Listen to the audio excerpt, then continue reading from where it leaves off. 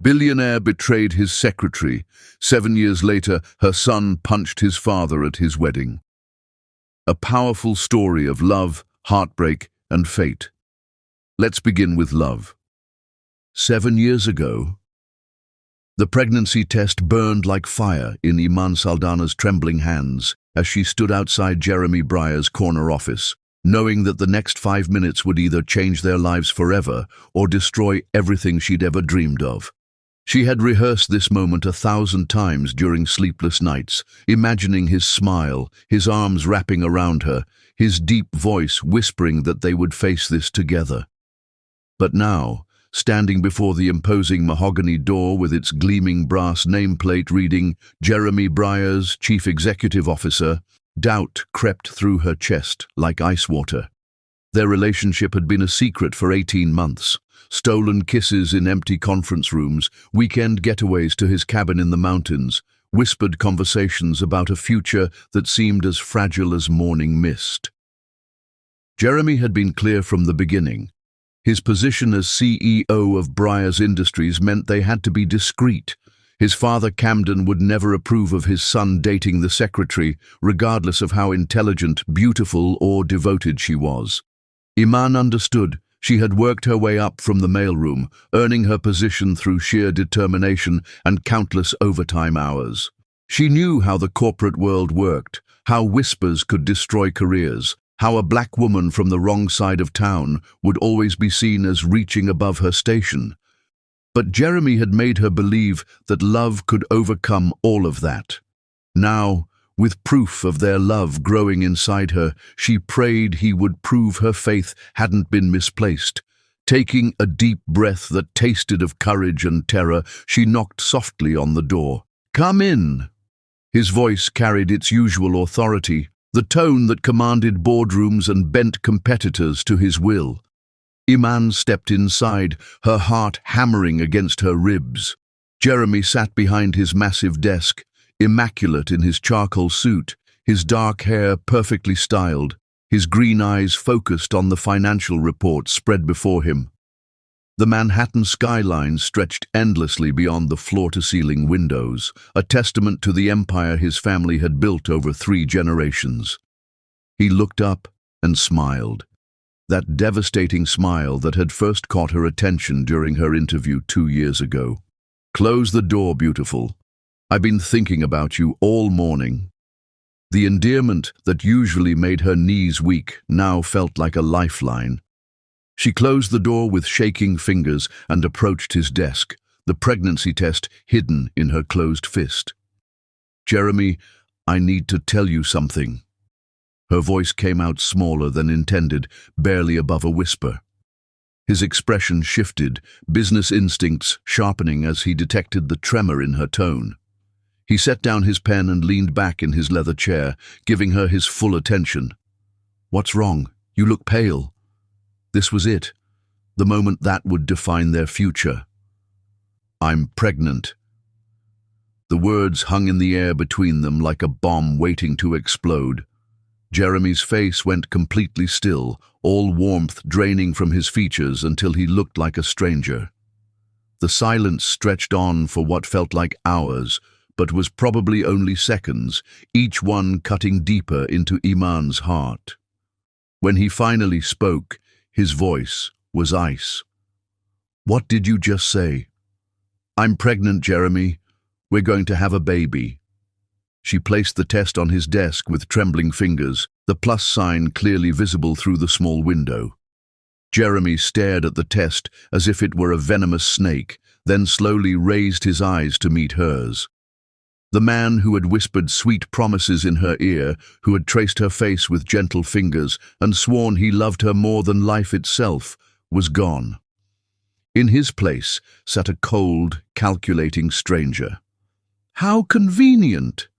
His laugh was harsh, devoid of any humor. "The poor secretary gets herself knocked up by the rich boss. What a fucking cliché." The crude words hit her like physical blows. "Jeremy, what are you saying? This is our baby, our..." He stood abruptly, his chair rolling back against the window. "There is no our, Iman. There never was. Did you really think I was going to marry you? Take you home to meet my father? Introduce you at charity galas as Mrs. Jeremy Briars? Each question was a dagger to her heart. But you said you loved me. You said, I said what I needed to say to get you into my bed. His green eyes were arctic, without a trace of the warmth she had fallen in love with. You were a good fuck, I'll give you that. But if you think I'm stupid enough to let some gold-digging secretary trap me with a pregnancy, you're more naive than I thought.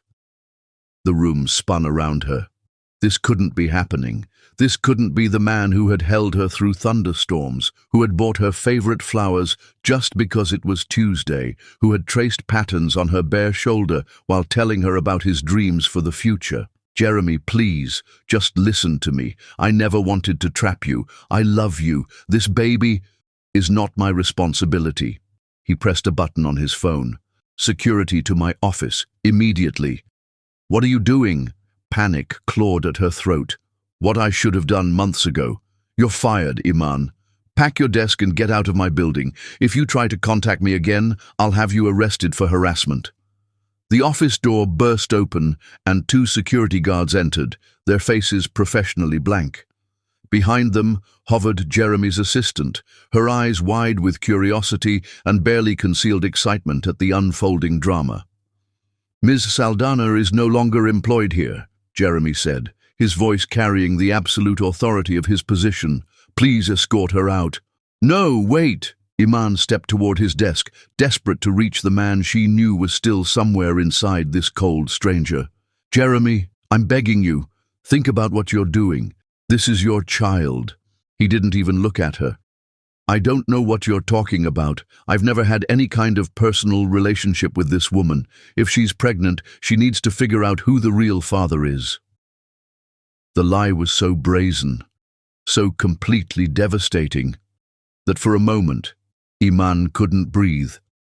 Around them, she could hear whispers from the assistants and junior executives who had gathered in the outer office, drawn by the commotion. Tomorrow, this would be office gossip. By next week, it would be a cautionary tale about secretaries who reached too high. Ma'am, please come with us. One of the guards stepped forward, not unkindly, but with firm resolve. Iman looked at Jeremy one last time, searching his face for any crack in the mask, any sign that the man she loved was still there. But his expression remained carved from stone, his eyes focused on his computer screen, as if she had already ceased to exist. With what remained of her dignity, she straightened her shoulders and walked toward the door. The gathered employees scattered like startled birds, unable to meet her eyes.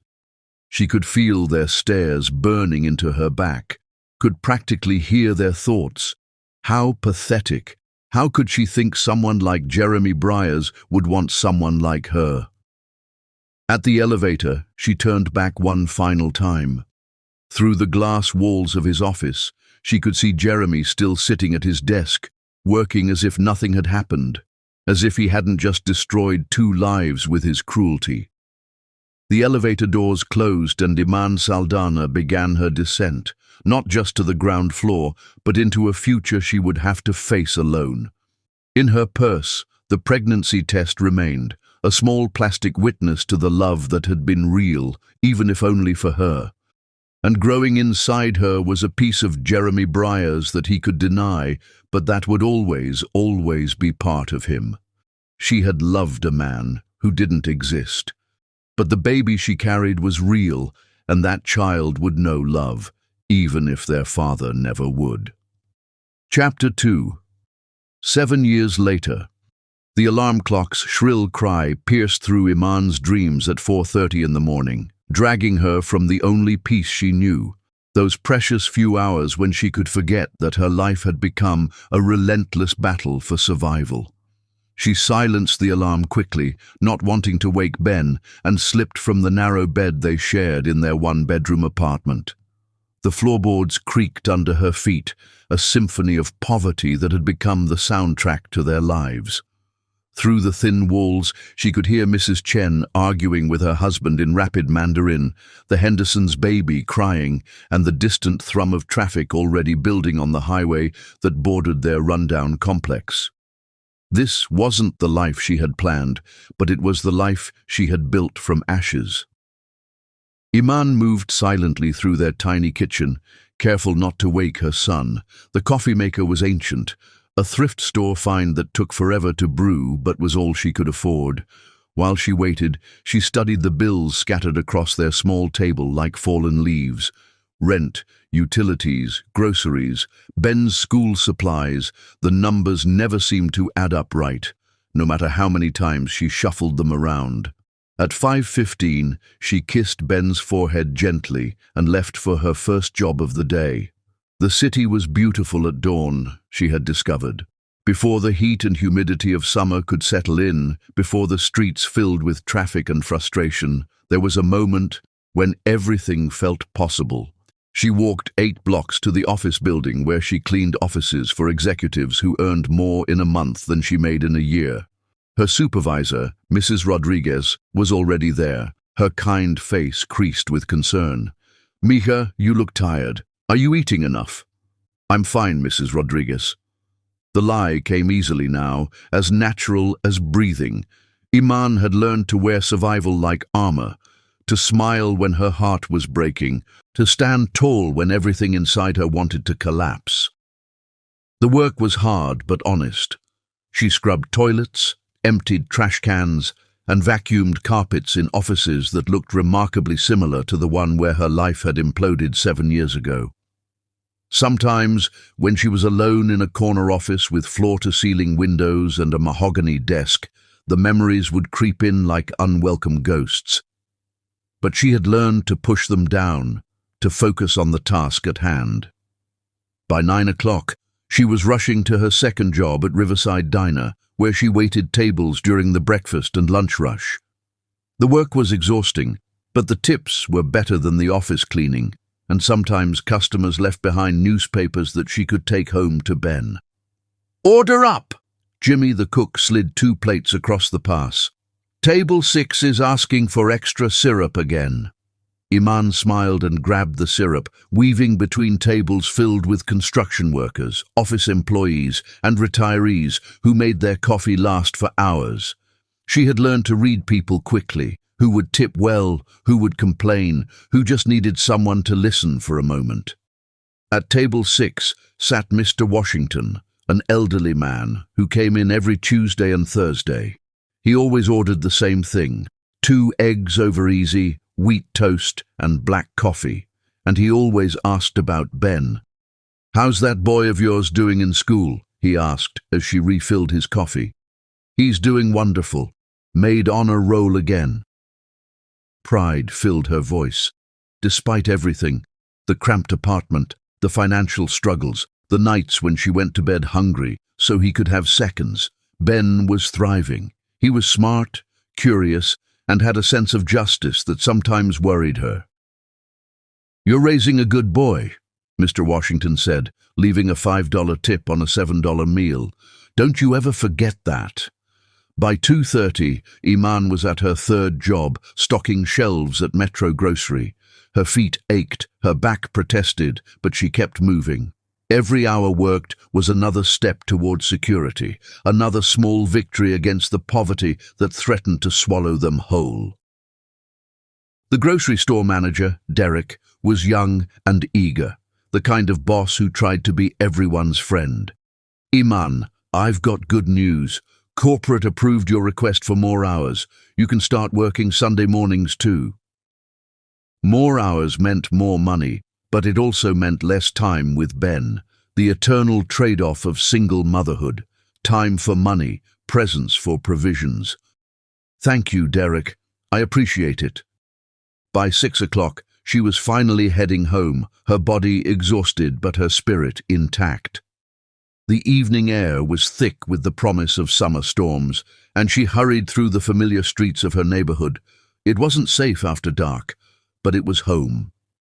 She climbed the 3 flights of stairs to their apartment, her keys jingling softly as she unlocked the door.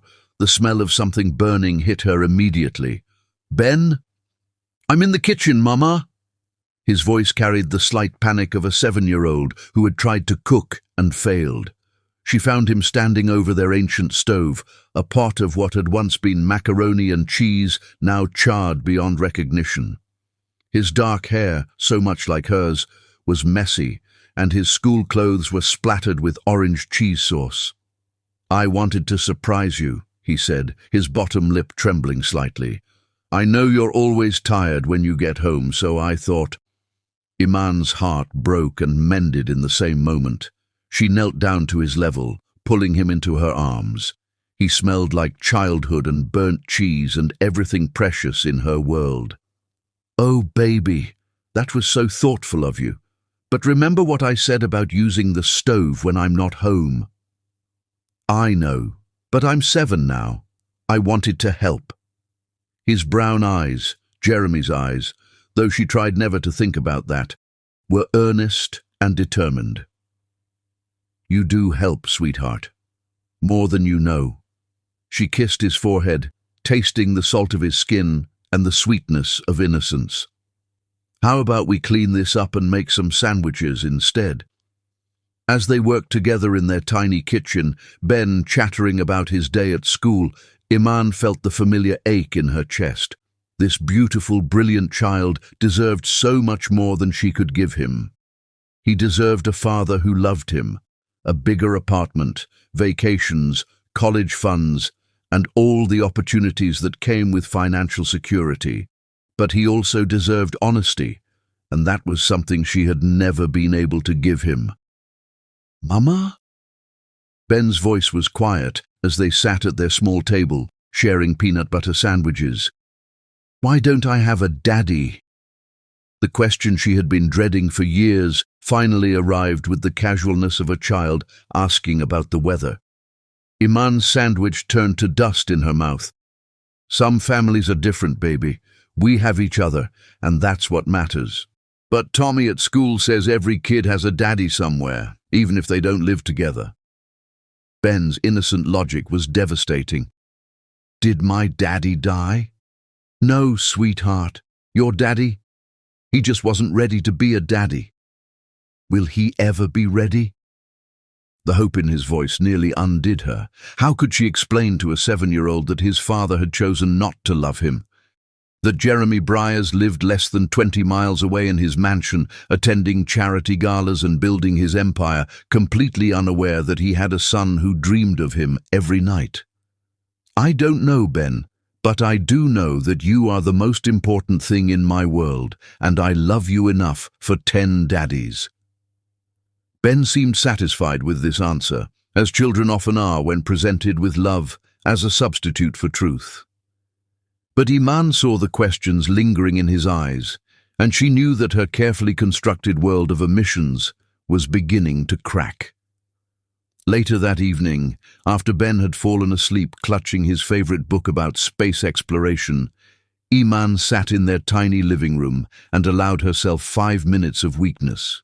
5 minutes to remember what it felt like to be loved, to dream of a different life, to wonder what Jeremy would think if he could see the remarkable child they had created. Her phone buzzed with a text from her best friend Keisha. "Girl, did you see the news? Your ex-boss is getting married this weekend. Big society wedding, the whole thing makes me sick." Iman stared at the message until the words blurred together. Jeremy was getting married. Of course he was. To someone appropriate, someone from his world, someone who would never be accused of trying to trap him. She deleted the message without responding and checked on Ben one more time.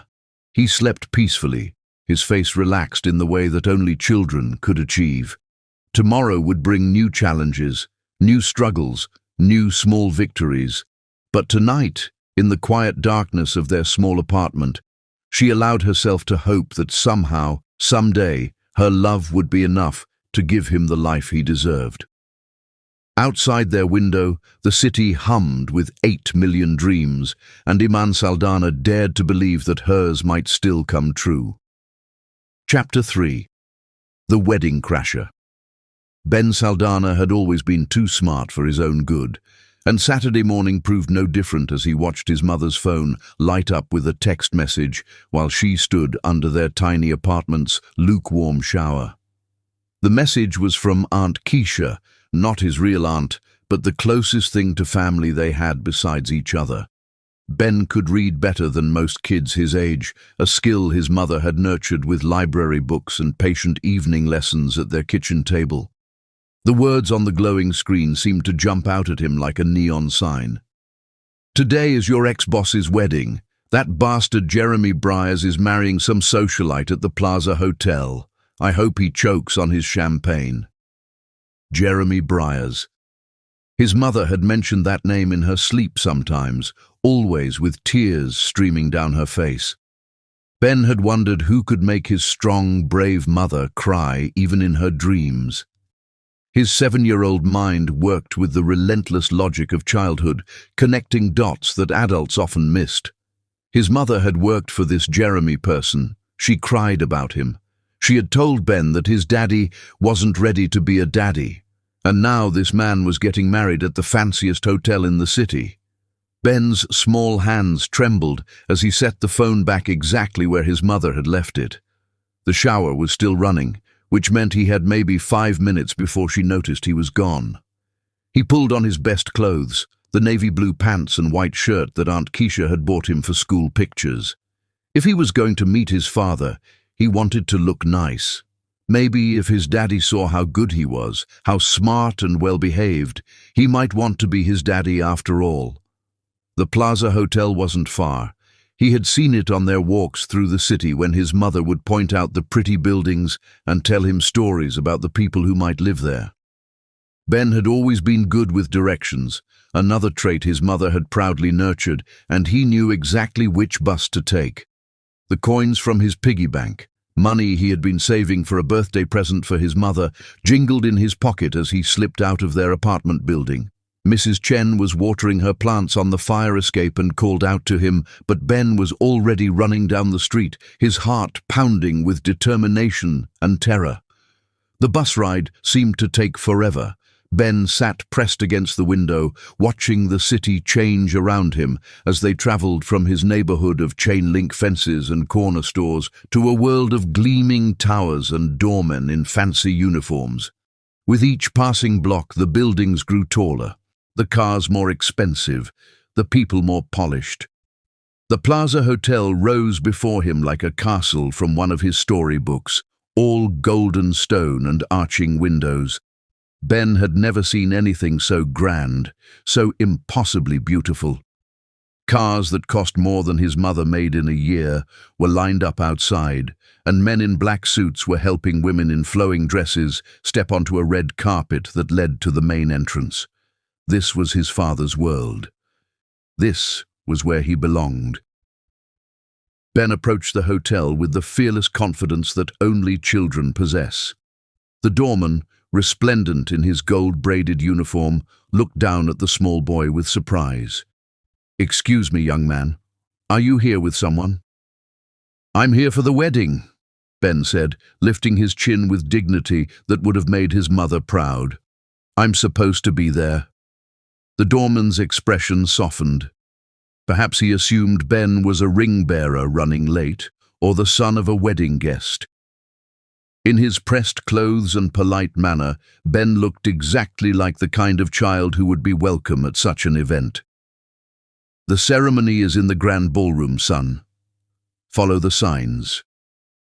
Ben walked through the hotel lobby with wide eyes, taking in the crystal chandeliers, the marble floors, the massive flower arrangements that probably cost more than his mother's monthly rent. Everywhere he looked, he saw wealth beyond his imagination, women dripping with diamonds, men in tuxedos that fit like second skins, children his own age dressed like little adults and clutching the hands of nannies. The signs to the grand ballroom were easy to follow, and as Ben got closer, he could hear the soft strains of classical music and the low murmur of hundreds of voices. His heart began to race. In just a few minutes, he would finally meet his father. The grand ballroom was the most beautiful thing Ben had ever seen. Thousands of white flowers cascaded from the ceiling, and golden chairs were arranged in perfect rows, facing an altar that looked like something from a fairy tale. The guests were seated, their faces turned expectantly toward the front of the room. And there, standing at the altar in a black tuxedo, was a man who looked exactly like Ben would look when he grew up.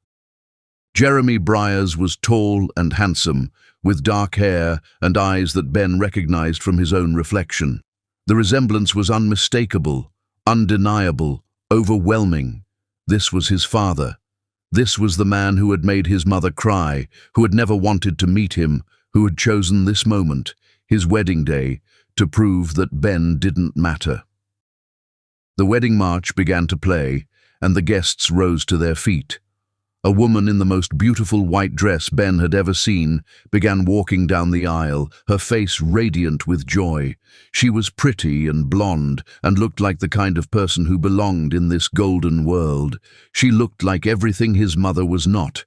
Rage filled Ben's small chest, hot and pure and righteous. His mother worked 3 jobs to feed them. She went to bed hungry so he could eat.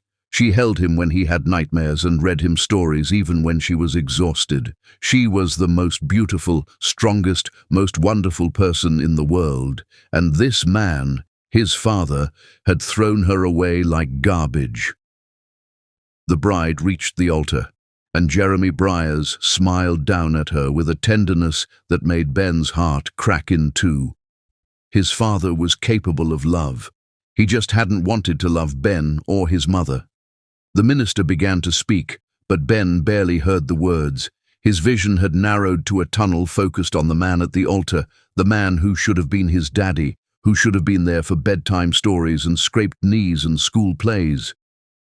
If anyone has any reason why these two should not be wed, speak now or forever hold your peace. The words rang out in the sudden silence, and Ben felt as if the universe had just given him permission. He began walking down the aisle. 300 guests turned to stare at the small boy in his carefully pressed clothes, his chin raised with determination, his brown eyes, Jeremy's eyes, blazing with purpose. Whispers rippled through the crowd like water, but Ben heard nothing except the thundering of his own heart. Jeremy saw him coming. Ben watched his father's face change from confusion to recognition, to something that might have been fear. The bride looked between them, her smile faltering as she saw the unmistakable resemblance. Ben reached the altar and stopped directly in front of Jeremy Briars, looking up at the man who had shaped his entire life through his absence.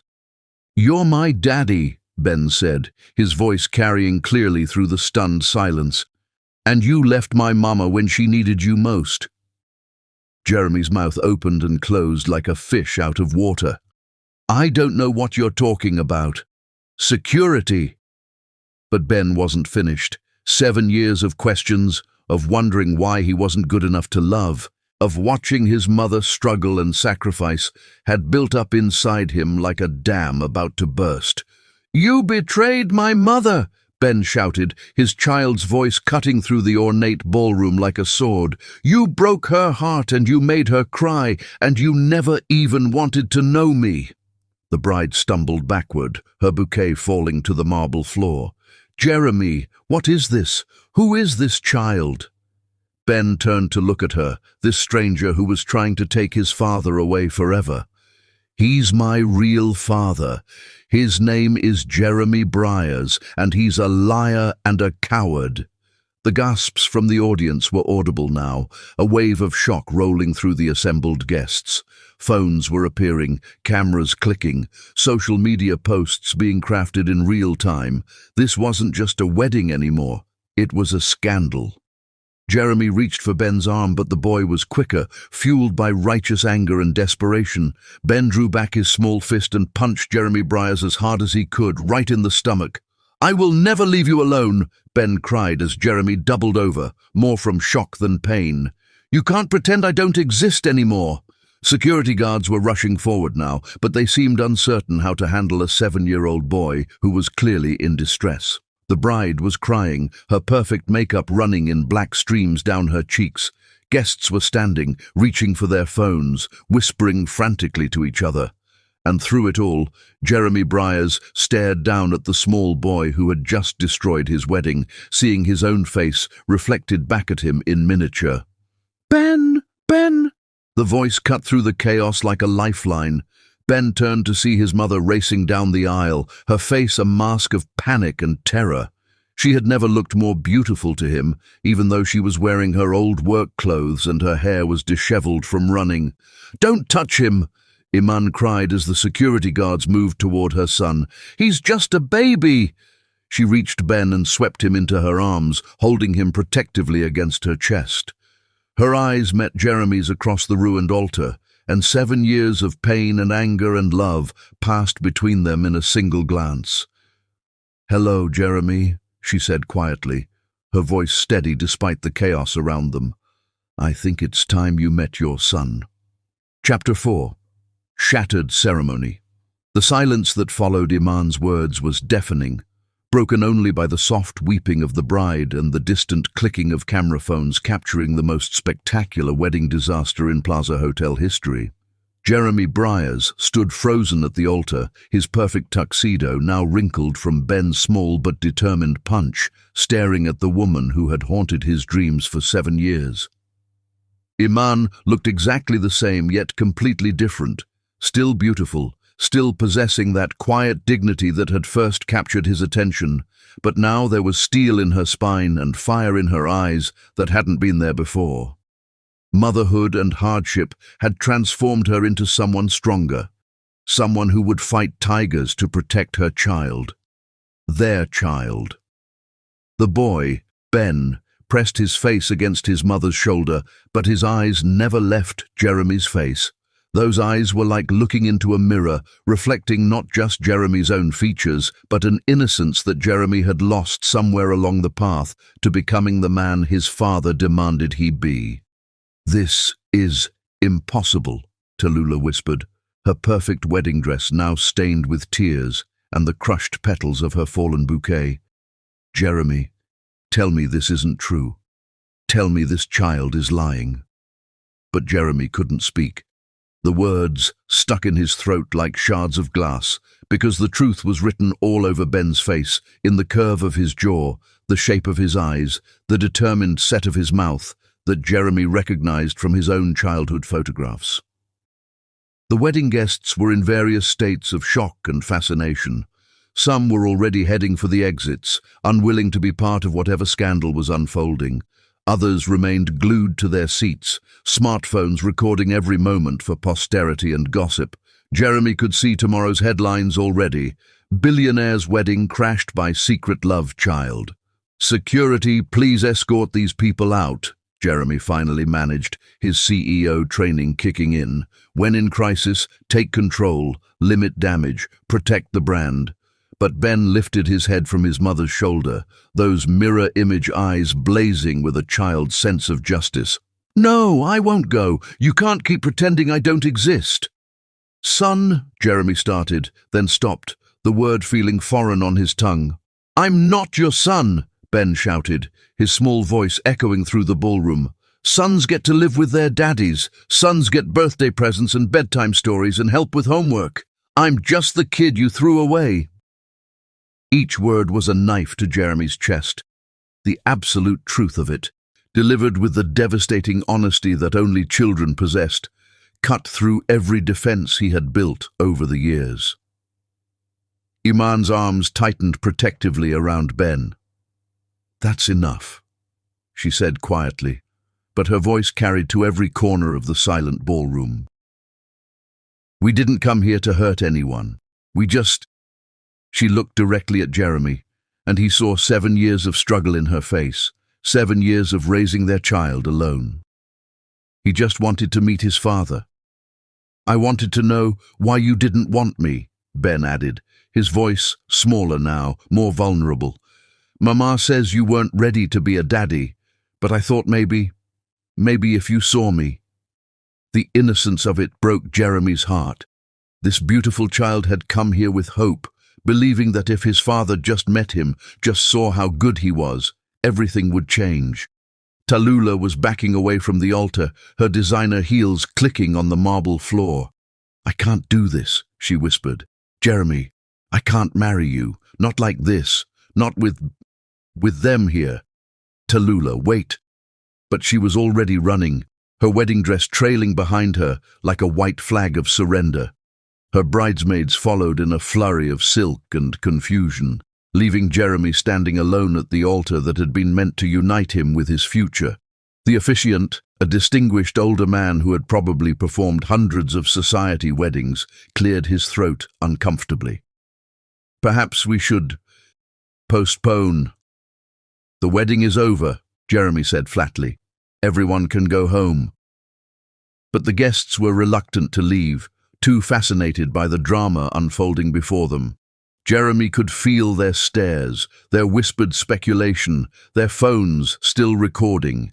His life was being dissected in real time, broadcast to the world through social media. Camden Briers, Jeremy's father, finally stepped forward from the front row.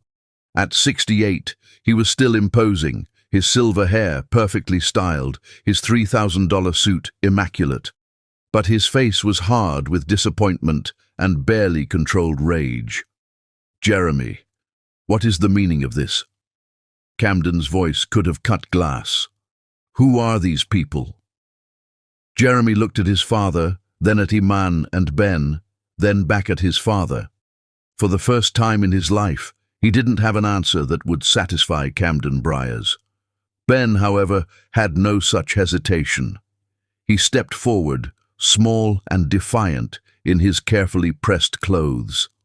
"I'm your grandson," he announced with the matter-of-fact tone that children used when stating obvious truths. "My name is Ben Saldana, and I'm 7 years old, and I'm really good at math." Camden's face went white, then red, then white again. "This is preposterous. Jeremy, tell me you haven't been foolish enough to—" "To what?" Iman interrupted, her voice steady but dangerous. "To love someone beneath your station, to create a child with someone who wasn't born into your world of privilege." Camden turned his cold gaze on her, the same dismissive look Jeremy had given her 7 years ago. "Young woman, I don't know what game you're playing, but this isn't a game." Iman's composure never wavered.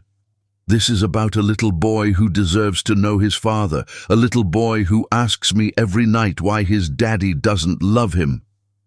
Ben pressed closer to his mother, sensing the hostility radiating from the older man. "Mama, let's go home. I don't like it here." But Jeremy finally found his voice. "Wait." The single word stopped Iman as she turned to leave. "Just wait." She looked back at him, and Jeremy saw something flicker in her eyes. Not hope, he had killed that 7 years ago, but a willingness to listen. "I need to know," Jeremy said, his voice barely above a whisper. "Is he really what, Jeremy? Really your son?" Iman's laugh was bitter. "Look at him. Look at his face, and tell me what you see." Jeremy looked, really looked.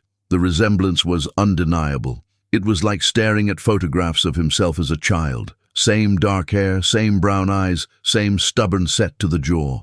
But there was something else, something that was purely Iman, a gentleness, a warmth that Jeremy had never possessed even as a child. "He has your eyes." Tallulah's voice came from behind them. She had returned, her wedding dress now wrinkled, her makeup streaked with tears. "I always wondered why you looked so sad sometimes, Jeremy. Now I know." Jeremy turned to face his former bride. "Tallulah, I can explain." "Can you?" She approached slowly, her heels echoing in the now quiet ballroom. Most of the guests had finally left, unable to bear witness to the complete destruction of what was supposed to be the social event of the season. "Can you explain how you had a child with another woman and never told me? Can you explain how you let that little boy grow up without his father?" "I didn't know." "Yes, you did. Iman's voice cut through his lie. "I told you I was pregnant. I begged you to listen. You had me escorted out by security and told everyone I was lying." The memories crashed over Jeremy like a tidal wave. He remembered that day, remembered the fear that had gripped him when Iman had placed that pregnancy test on his desk. Fear of his father's disapproval, fear of how it would look to the board of directors, fear of changing the carefully planned trajectory of his life. So he had done what he always did when faced with something that didn't fit into his world. He had destroyed it. Ben was watching this exchange with the intense focus that children brought to adult conversations they didn't fully understand but knew were important. "Mama," he whispered, "is the pretty lady mad at my daddy?" Tallulah's expression softened as she looked down at the little boy. "No, sweetheart, I'm not mad at you. You didn't do anything wrong." "But I ruined your wedding," Ben said, his lower lip trembling. "I didn't mean to make you cry." And suddenly, Tallulah was kneeling in her $1,000 wedding dress, taking Ben's small hands in her perfectly manicured ones. "Oh, honey, you didn't ruin anything. Sometimes grown-ups make promises they can't keep, and it's not your fault when things fall apart." Jeremy watched this interaction with growing amazement. Tallulah, who had been raised in the same world of privilege and expectation as he had, was showing more compassion to his son than he had managed in the past 10 minutes. "I should have known," Tallulah continued, still speaking to Ben but loud enough for everyone to hear. "Your daddy has always been afraid of loving people. It's easier for him to push them away than to risk getting hurt." She stood and turned to Jeremy, pulling off her engagement ring, a 5-carat diamond that had belonged to his grandmother. "I can't marry someone who would abandon his own child, Jeremy. I thought I knew who you were, but I was wrong." She placed the ring in his palm and closed his fingers around it.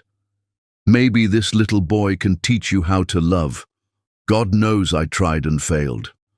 With that, she gathered up her train and walked away, her head held high despite the devastation of her wedding day.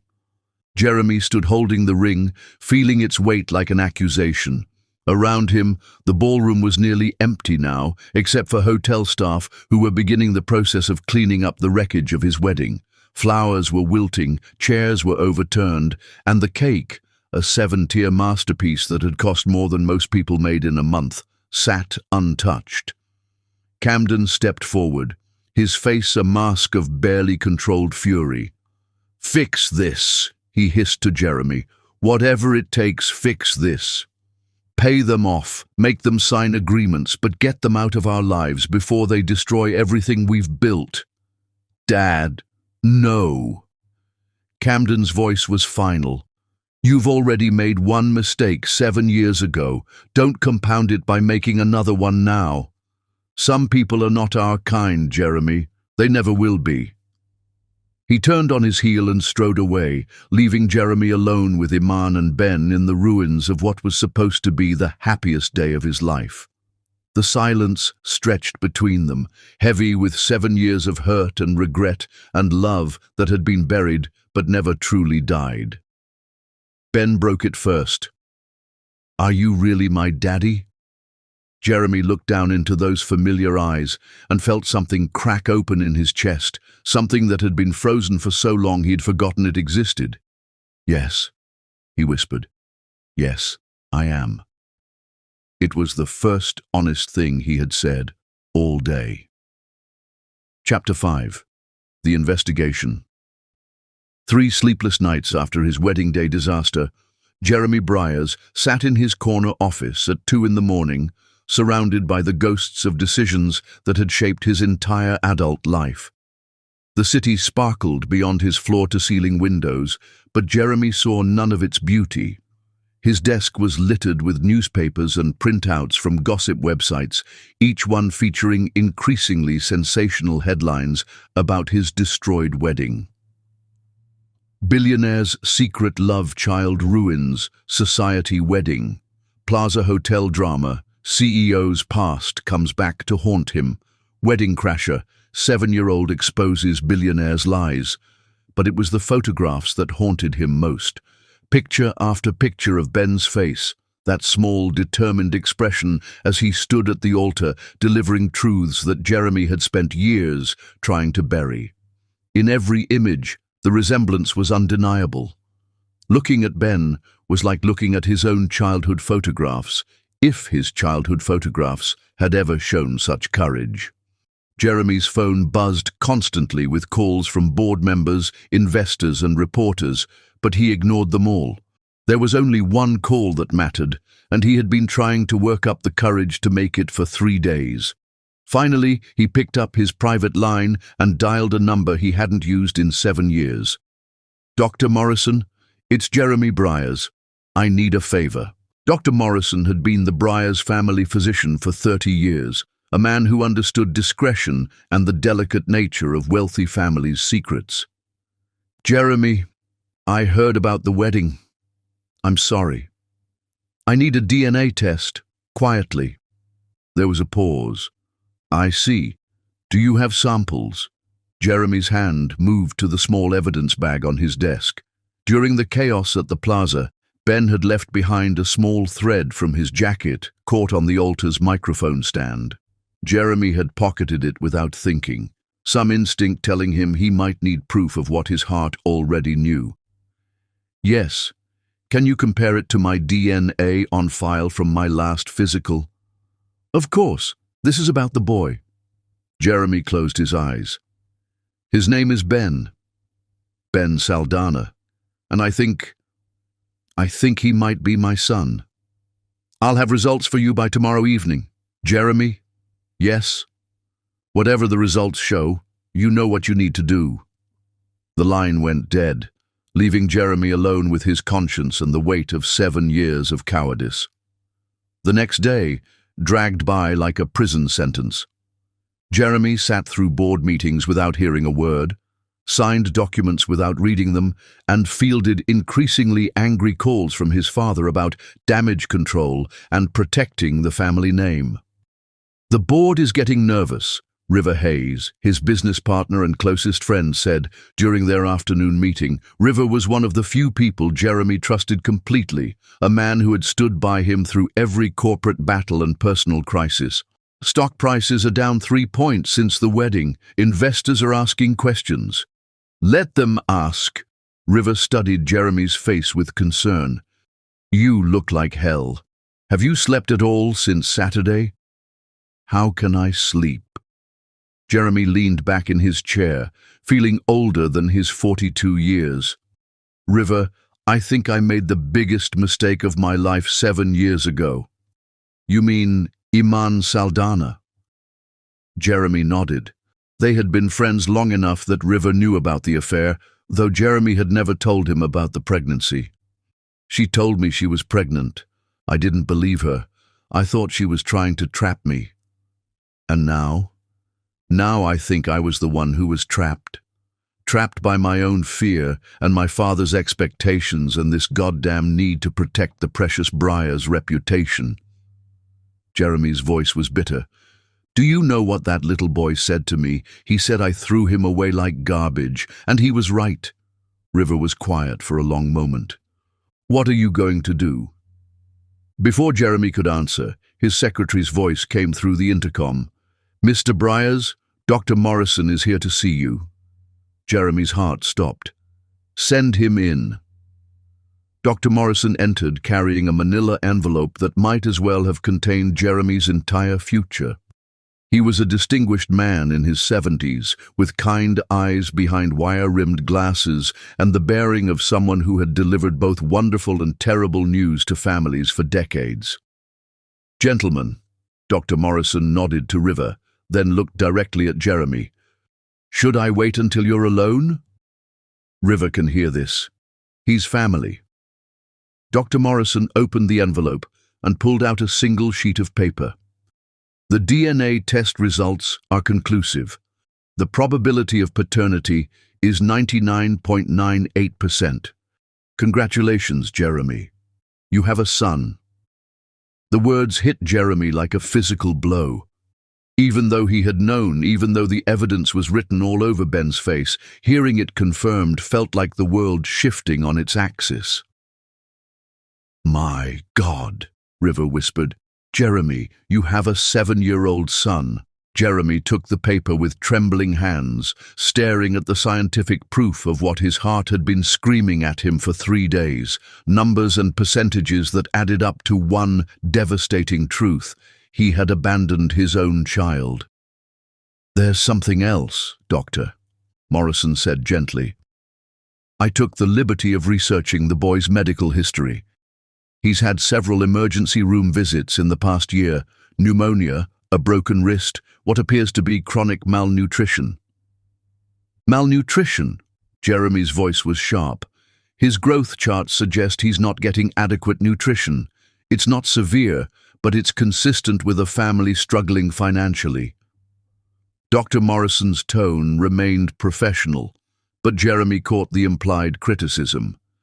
"Children from low-income families often—" "He's not from a low-income family," Jeremy interrupted. "He's my son. He's a Briars." The words hung in the air, carrying a weight that Jeremy was only beginning to understand. This wasn't just about acknowledging paternity. It was about accepting responsibility for 7 years of neglect. Dr. Morrison left, taking the envelope, but leaving Jeremy with the burden of truth. River poured 2 glasses of bourbon from the bar cart in Jeremy's office, something they had done countless times over the years to celebrate victories or commiserate over defeats. This felt like both. "So what now?" River asked, settling into the leather chair across from Jeremy's desk. "I don't know." Jeremy stared into his glass. "How do you apologize for 7 years? How do you explain to a child that you abandoned him, not because you didn't love him, but because you were too much of a coward to love him?" "You start by trying." Jeremy's phone rang. The caller ID showed his father's number, and Jeremy knew he couldn't avoid this conversation any longer. "Jeremy." Camden's voice was ice cold. "I assume you've gotten the DNA results by now." "How did you—" "I've been protecting this family's interests since before you were born. Did you really think I wouldn't know about Dr. Morrison's visit?" Camden's tone was dangerous. "Now listen carefully. I've spoken to our legal team. We can make this go away quietly. A generous settlement, non-disclosure agreements, maybe relocate them to another city. The mother seems like a reasonable woman. Her name is Iman. I don't care what her name is. I care about protecting what we've built. This scandal has already cost us millions in stock value. If we don't contain it— What if I don't want to contain it?" Jeremy's voice was quiet, but River heard the steel underneath. The silence on the other end of the line was deafening. "Excuse me," Camden's voice was deadly. "What if I want to be his father? What if I want to try to undo the damage I've done?" "Then you're a fool." Camden's words were brutal. "That woman comes from nothing, Jeremy. Her son will never be one of us. You bring them into our world, and you'll destroy everything your grandfather and I built. Maybe it's time someone destroyed it." Jeremy hung up before his father could respond, his hands shaking with a combination of terror and liberation. He had just declared war on everything he had been raised to believe, everything that had shaped his adult life. River whistled low. "You just burned the bridge to your father." "Good. Maybe it was time." Jeremy stood and walked to his window, looking out at the city where somewhere in a small apartment, his son was probably doing homework or playing with toys that Jeremy could have bought 1,000 times over. "River, I need you to find out everything about Iman and Ben. Where they live, where he goes to school, what they need. Are you sure about this? Once you start down this path, there's no going back." Jeremy thought about Ben's face at the altar, the way he had looked up at Jeremy with such hope and hurt and defiant courage. He thought about Iman, holding their son protectively while facing down a ballroom full of strangers. He thought about 7 years of bedtime stories he had never read, birthdays he had never celebrated, scraped knees he had never kissed better. "I'm sure. Find them, River. It's time I met my son properly." Outside his window, the city lights twinkled like stars, and for the first time in 7 years, Jeremy Briers felt something that might have been hope. Chapter 6. Pride and Rejection. The knock on Iman's apartment door at 7 o'clock on a Thursday evening was soft but persistent, carrying with it the weight of inevitability she had been dreading for 2 weeks since the Plaza Hotel disaster. She knew who it was before she looked through the peephole. Something in her chest, maybe her heart, maybe just old wounds reopening, recognized his presence like a phantom limb remembering pain. Through the distorted glass, Jeremy Briers stood in her hallway, looking completely out of place in his $1,000 suit, among the peeling paint and broken floor tiles of her building. "Mama, who's at the door?" Ben called from the tiny living room where he was sprawled on their second-hand couch, working on math homework with the focused intensity that always made her proud. "Nobody important, baby. Keep working on your problems." But Ben was too smart, had always been too observant. He appeared at her elbow, standing on tiptoe to peer through the peephole. His sharp intake of breath told her he had recognized his father too. "It's him," Ben whispered, his voice carrying equal parts excitement and fear. "It's my daddy." The word hit Iman like a physical blow. After 7 years of carefully constructed explanations about fathers who weren't ready, Ben had latched onto Jeremy's acknowledgement at the wedding with the desperate hope that only children possessed. Another knock, slightly more insistent. "I know you're in there, Iman. We need to talk." His voice was different than she remembered, quieter, less commanding. But then again, everything about her life was different now. She wasn't the naive 28-year-old secretary who had believed in fairy tales anymore. "Go back to your homework, Ben." "But Mama, now." Ben reluctantly returned to the couch, but Iman could feel his attention focused on every word. She took a deep breath and opened the door, keeping the chain lock engaged so only a sliver of her face was visible. Jeremy looked exhausted. His usually perfect hair was slightly mussed, there were dark circles under his eyes, and his tie was loosened in a way that would have horrified the Jeremy she remembered. But those eyes, those brown eyes that Ben had inherited, still had the power to make her forget how to breathe. "Hello, Iman." "What do you want, Jeremy?" He held up a manila envelope, thick with what looked like legal documents. "I want to help. I want to make things right. 7 years too late for that. I know, God, I know how this looks, but please, just let me in. Let me talk to Ben." "Talk to him?" Iman's voice rose despite her efforts to stay calm. "Now you want to talk to him? After you denied his existence in front of 300 people? I was wrong. I was scared and stupid and wrong, and I'm trying to fix it." Behind her, she heard Ben's pencil stop moving across his homework page. Every word of this conversation was being absorbed by ears that were too young to understand adult failures, but old enough to recognize pain. "You can't fix this with money, Jeremy. You can't write a check and make 7 years of abandonment disappear." "I'm not trying to buy you off." His voice carried a frustration that almost sounded genuine. "I'm trying to take responsibility. The DNA test confirmed what we both already knew. Ben is my son, and he deserves—" "Don't you dare tell me what my son deserves." Iman's whisper was more dangerous than any shout. "Where were you when he had pneumonia and I couldn't afford the hospital bills? Where were you when he broke his wrist falling off the playground equipment at his underfunded school? Where were you during the nights he cried because other kids made fun of him for not having a father?" Each question was a dagger, and she watched Jeremy flinch with every blow. Good. Let him hurt the way she had hurt, the way Ben had hurt. "I want to be there now," Jeremy said quietly. "For all of it. The good and the bad and everything in between. It doesn't work that way. You don't get to waltz back into our lives whenever it's convenient for you." "Mama?" Ben's small voice came from right behind her. He had abandoned any pretense of doing homework and was now standing close enough to see Jeremy through the crack in the door. "Is that really my daddy?" The hope in his voice nearly broke her resolve. This was the conversation she had been dreading, the moment when her carefully constructed world of half-truths and protective lies would crumble. "Yes, baby, that's him. Can he come in?" "I want to show him my math homework. I got all the problems right today." The innocent pride in Ben's voice was devastating. Here was her brilliant, beautiful boy, desperate for his father's approval over something as simple as elementary school arithmetic.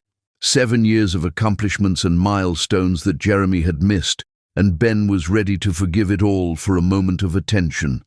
"I don't think that's a good idea, sweetheart." "Why not?" Ben's confusion was genuine.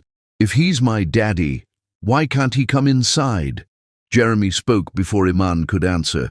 "Because I hurt your mama very badly a long time ago, Ben. She's trying to protect you." "From what?" "From me."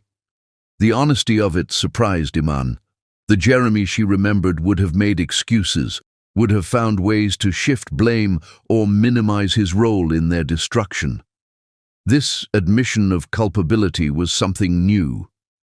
"I don't understand," Ben said, his 7-year-old mind struggling with the complexities of adult failures. "If you're sorry, can't Mama forgive you?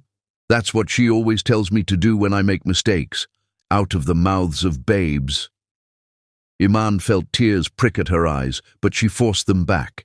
She had cried enough over Jeremy Briers to last several lifetimes. "Some mistakes are bigger than others, baby." "How big was his mistake?"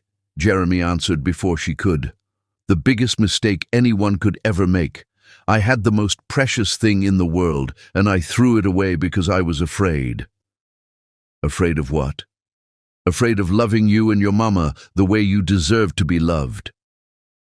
Ben processed this with the serious concentration he applied to everything important. "Are you still afraid?" "Terrified," Jeremy admitted. "But I'm more afraid of losing you both forever."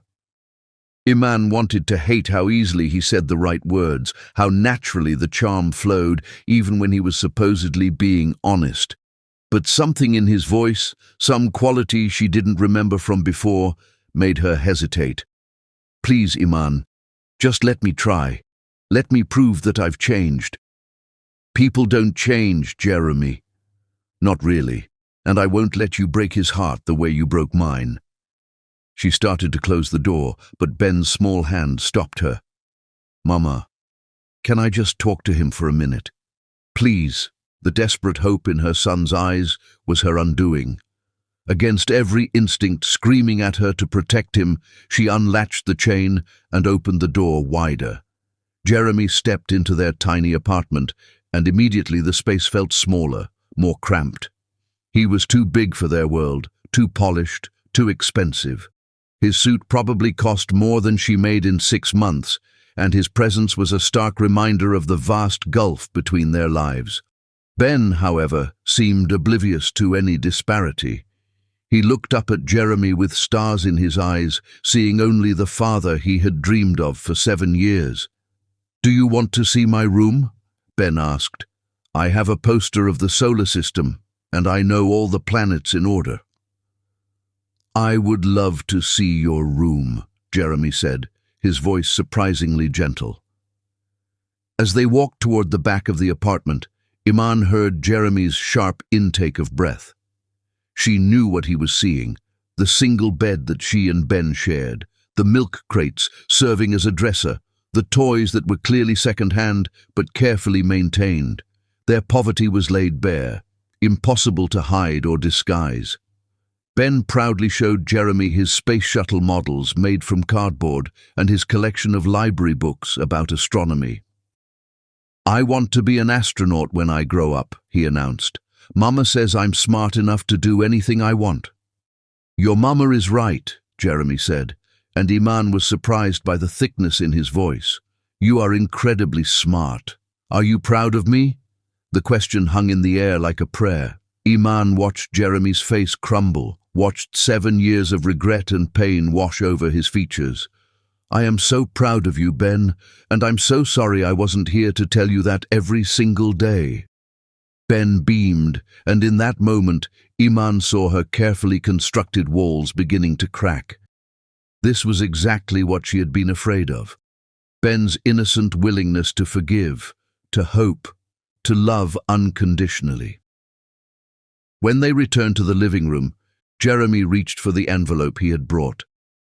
"I know you don't want my money," he said to Iman, "but please, at least let me help with his medical bills, his education, whatever he needs. We don't need your charity. It's not charity, it's child support. 7 years of child support that I should have been paying all along." I said no.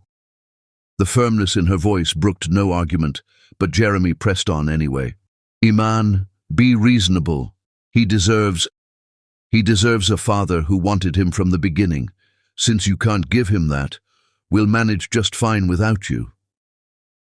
But I want to be his father now. Now isn't good enough." She walked to the door and opened it, her message clear. Jeremy looked at Ben one more time, his face full of longing and regret. "I'll be back," he said quietly. "Don't." But even as she said the word, Iman knew it was futile.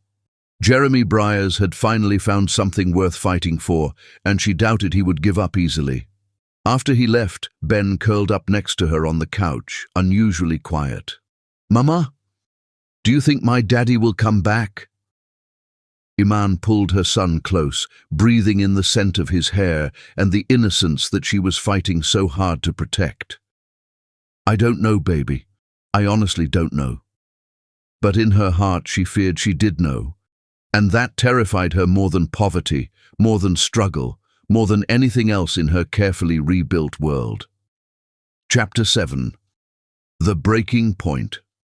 The call came at 11:47 on a Tuesday morning while Iman was elbow-deep in industrial-strength cleaning solution at the Meridian office complex, her hands raw from scrubbing executive bathrooms that gleamed like mirrors, but never quite felt clean enough. "Ms. Saldana?"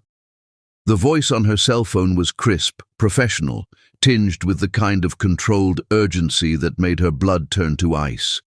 "This is Nurse Patterson from Lincoln Elementary. We need you to come to the school immediately." Ben collapsed in his classroom.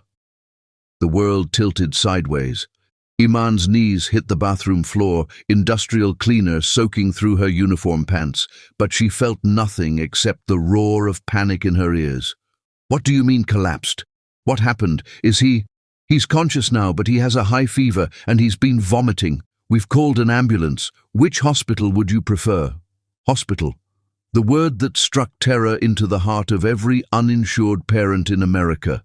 The place where they would ask for insurance cards she didn't have and demand payments she couldn't make, where they would save her son's life and then financially destroy hers in the process. "I'll meet you at General Hospital," she managed, her voice sounding like it belonged to someone else. "Tell him Mama's coming. Tell him I'm on my way." She ran from that bathroom like a woman on fire, abandoning her cleaning cart, her responsibilities, probably her job. Mrs. Rodriguez called after her, but Iman couldn't stop, couldn't explain, couldn't do anything except get to her baby. The bus ride to the hospital was the longest 23 minutes of her life. She stared out the window at the city rushing by, her hands clasped so tightly in her lap that her knuckles had gone white. Ben had been tired lately, picking at his food, complaining of headaches that she had attributed to stress from the wedding incident 2 weeks ago. How had she missed that he was really sick? Because you're working 3 jobs and you're exhausted and you can't be everything to everyone all the time, a voice in her head whispered. But the guilt was already eating her alive. What kind of mother misses her child getting seriously ill? General Hospital's emergency room was a study in controlled chaos. People clutching injuries, children crying, the omnipresent smell of disinfectant mixing with fear and pain. Iman rushed to the reception desk, her heart hammering so hard she could barely speak. My son, Ben Saldana, he was brought in by ambulance from Lincoln Elementary. Room 304, the receptionist said, without looking up from her computer. Take the elevator to the 3rd floor. Turn right. Iman ran. She ran through corridors lined with wheelchairs and gurneys, past other families dealing with their own crises, following the room numbers until she found 304. She burst through the door and stopped short. Jeremy was there. He sat beside Ben's hospital bed, holding their son's small hand in both of his, murmuring something too quiet for her to hear. Ben was awake but pale, an IV line snaking from his thin arm to a bag of fluids hanging beside the bed. He looked so small in the hospital gown, so fragile and young, that Iman's chest tightened with protective fury. "What are you doing here?" The words came out harsher than she intended, sharpened by panic and the sight of Jeremy in her space, in her crisis. Jeremy looked up, his face haggard with worry. "The school called me too. I'm listed as his father on the emergency contact form." "What? No, you're not. I had my lawyer contact the school yesterday," Jeremy said quietly, not releasing Ben's hand.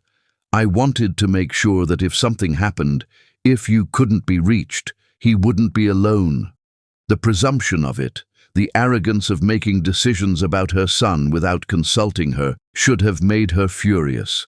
But looking at Ben's face, the way he was gazing up at Jeremy like he was seeing salvation itself, she couldn't find the energy for anger. "Mama!" Ben's voice was hoarse but relieved. "You came!" "Of course I came, baby." She rushed to his other side, smoothing his hair back from his feverish forehead. "How are you feeling?" "Better now that you and Daddy are both here." "Daddy?" The word hit her like a physical blow. When had Ben started calling Jeremy that? When had this man who had denied his existence for 7 years become Daddy in her son's mind? A doctor appeared in the doorway. Dr. Sarah Kim, according to her badge, a woman about Iman's age with kind eyes and gentle hands. "Ms. Saldana, I'm glad you're here. Ben has been asking for you." "What's wrong with him?" Iman's voice was tight with fear. Dr. Kim glanced at Jeremy, then back at Iman. "I need to speak with Ben's legal guardian about his condition." "I'm his mother and legal guardian," Iman said firmly. Jeremy stepped back slightly. "I believe I'm his biological father, but Iman has full custody and medical decision-making authority." Dr. Kim nodded professionally. "Ben has pneumonia, but we caught it early. His immune system is compromised, likely due to chronic stress and insufficient nutrition. His white blood cell count is low, and he's dehydrated." Each word was a knife to Iman's heart. Insufficient nutrition. She had been skipping meals to make sure Ben had enough to eat, but apparently it hadn't been enough. She had failed him in the most basic way a mother could fail. "Will he be okay?" Jeremy's voice was tight with worry. "With proper treatment, absolutely. We'll need to keep him here for a few days for IV antibiotics and monitoring. The good news is that children are resilient, and Ben seems like a fighter." "How much will this cost?" Iman asked, the practical worry overwhelming her relief. "I don't have insurance right now and I can't—" "I'll handle it," Jeremy interrupted. "Whatever it costs, I'll take care of everything. I don't want your money." "This isn't about what you want." Jeremy's voice was firm but not unkind.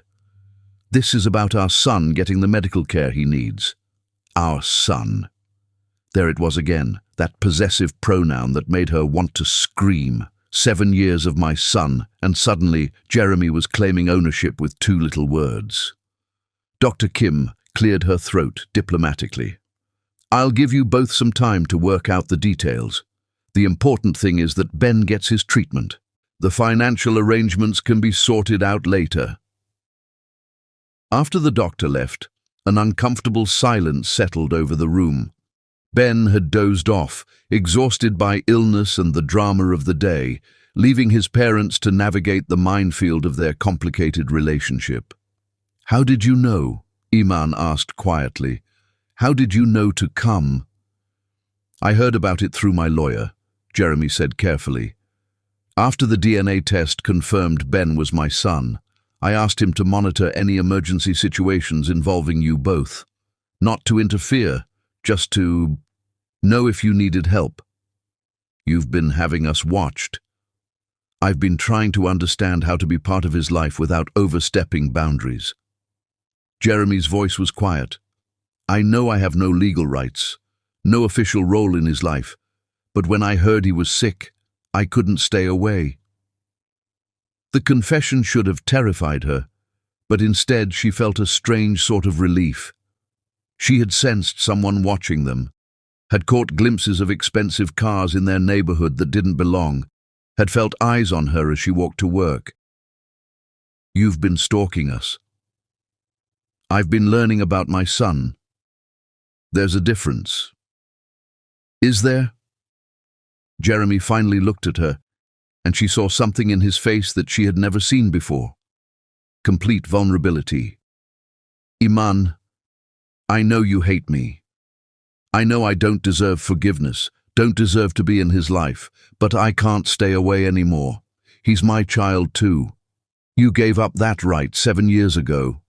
I was 28 years old and terrified of my father and the board of directors and everything that loving you and Ben would have meant for my carefully planned life. I was a coward and an idiot, and I've regretted it every single day since. Regret doesn't give you 7 years back. No, it doesn't, but maybe it can give us a future. Ben stirred in his sleep, making a small sound of distress. Immediately, both parents moved toward him, their hands meeting as they reached to comfort him. The contact was electric, 7 years of separation collapsing in an instant. It's okay, baby, Iman whispered, smoothing his hair. We're both here, Jeremy added softly. Mama and Daddy are both here. Ben settled back into sleep, and they pulled their hands away from each other as if they had been burned. Don't, Iman whispered. Don't make him promises you can't keep. What makes you think I can't keep them?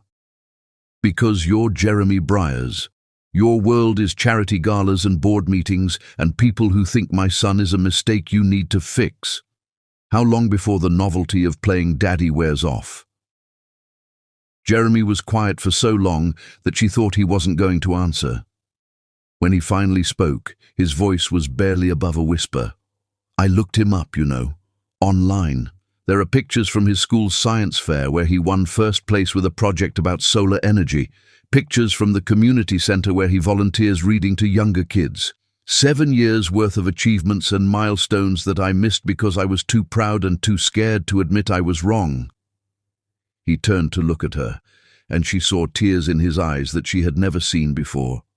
I've been living half a life, Iman, going through the motions of success and achievement, but feeling empty inside.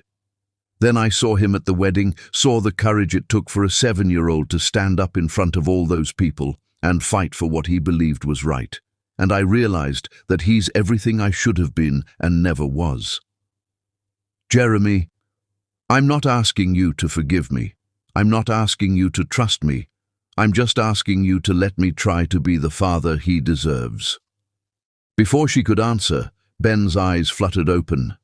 He looked between them, his fever-bright gaze taking in their proximity, their obvious emotional conversation. Are you fighting? He asked weakly. No, sweetheart, Iman said quickly. We're just talking. Good. I don't like it when people fight. Ben's hand found Jeremy's. Daddy, will you stay with me tonight? I don't like hospitals. Jeremy looked at Iman, asking permission with his eyes. Every instinct she had screamed at her to say no, to protect her son from the inevitable disappointment when Jeremy got bored and moved on to other interests. But Ben was looking at them both with such hope, such desperate need for the family he had always dreamed of, that she found herself nodding. If your daddy wants to stay, he can stay. Jeremy's smile was like sunrise after the longest night. I want to stay. I want to stay for everything. As the afternoon wore on, they fell into an unexpected rhythm. Iman held Ben's hand while Jeremy read to him from a book about space exploration that had materialized from somewhere. When Ben dozed, they took turns monitoring his breathing, adjusting his blankets, being present in the way that parents were supposed to be present. It wasn't forgiveness, not yet, but it was a beginning. And for the first time in 7 years, Iman allowed herself to wonder if maybe, just maybe, they could find their way back to each other. Evening came, and with it visiting hours end. Iman prepared to leave, but Jeremy caught her hand. "Thank you," he said simply, "for letting me stay, for letting me be here.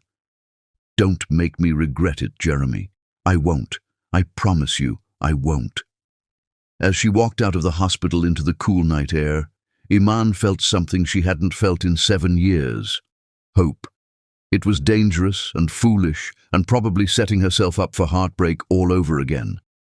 But watching Jeremy with Ben, seeing the genuine love and regret in his eyes, she couldn't help but wonder if people really could change. If love really could be enough to overcome the past. If families really could be rebuilt from broken pieces. Chapter 8. Building Bridges. 4 months after the hospital stay, Iman found herself watching Jeremy coach Ben's little league practice and feeling her heart perform dangerous gymnastics in her chest. Jeremy was there in jeans and a team t-shirt, patiently teaching 7- and 8-year-olds how to hold a bat. The community center's dusty diamond looked nothing like manicured fields where wealthy children played, but Jeremy was there anyway, completely committed. "Miss Iman?" Sage Williams settled beside her on the bleachers with coffee. "That man is seriously committed, isn't he?" Iman accepted the coffee gratefully. "It's been 4 months. He hasn't missed a single practice, parent-teacher conference, or doctor's appointment. And you're still waiting for him to disappoint you. People don't really change, Sage.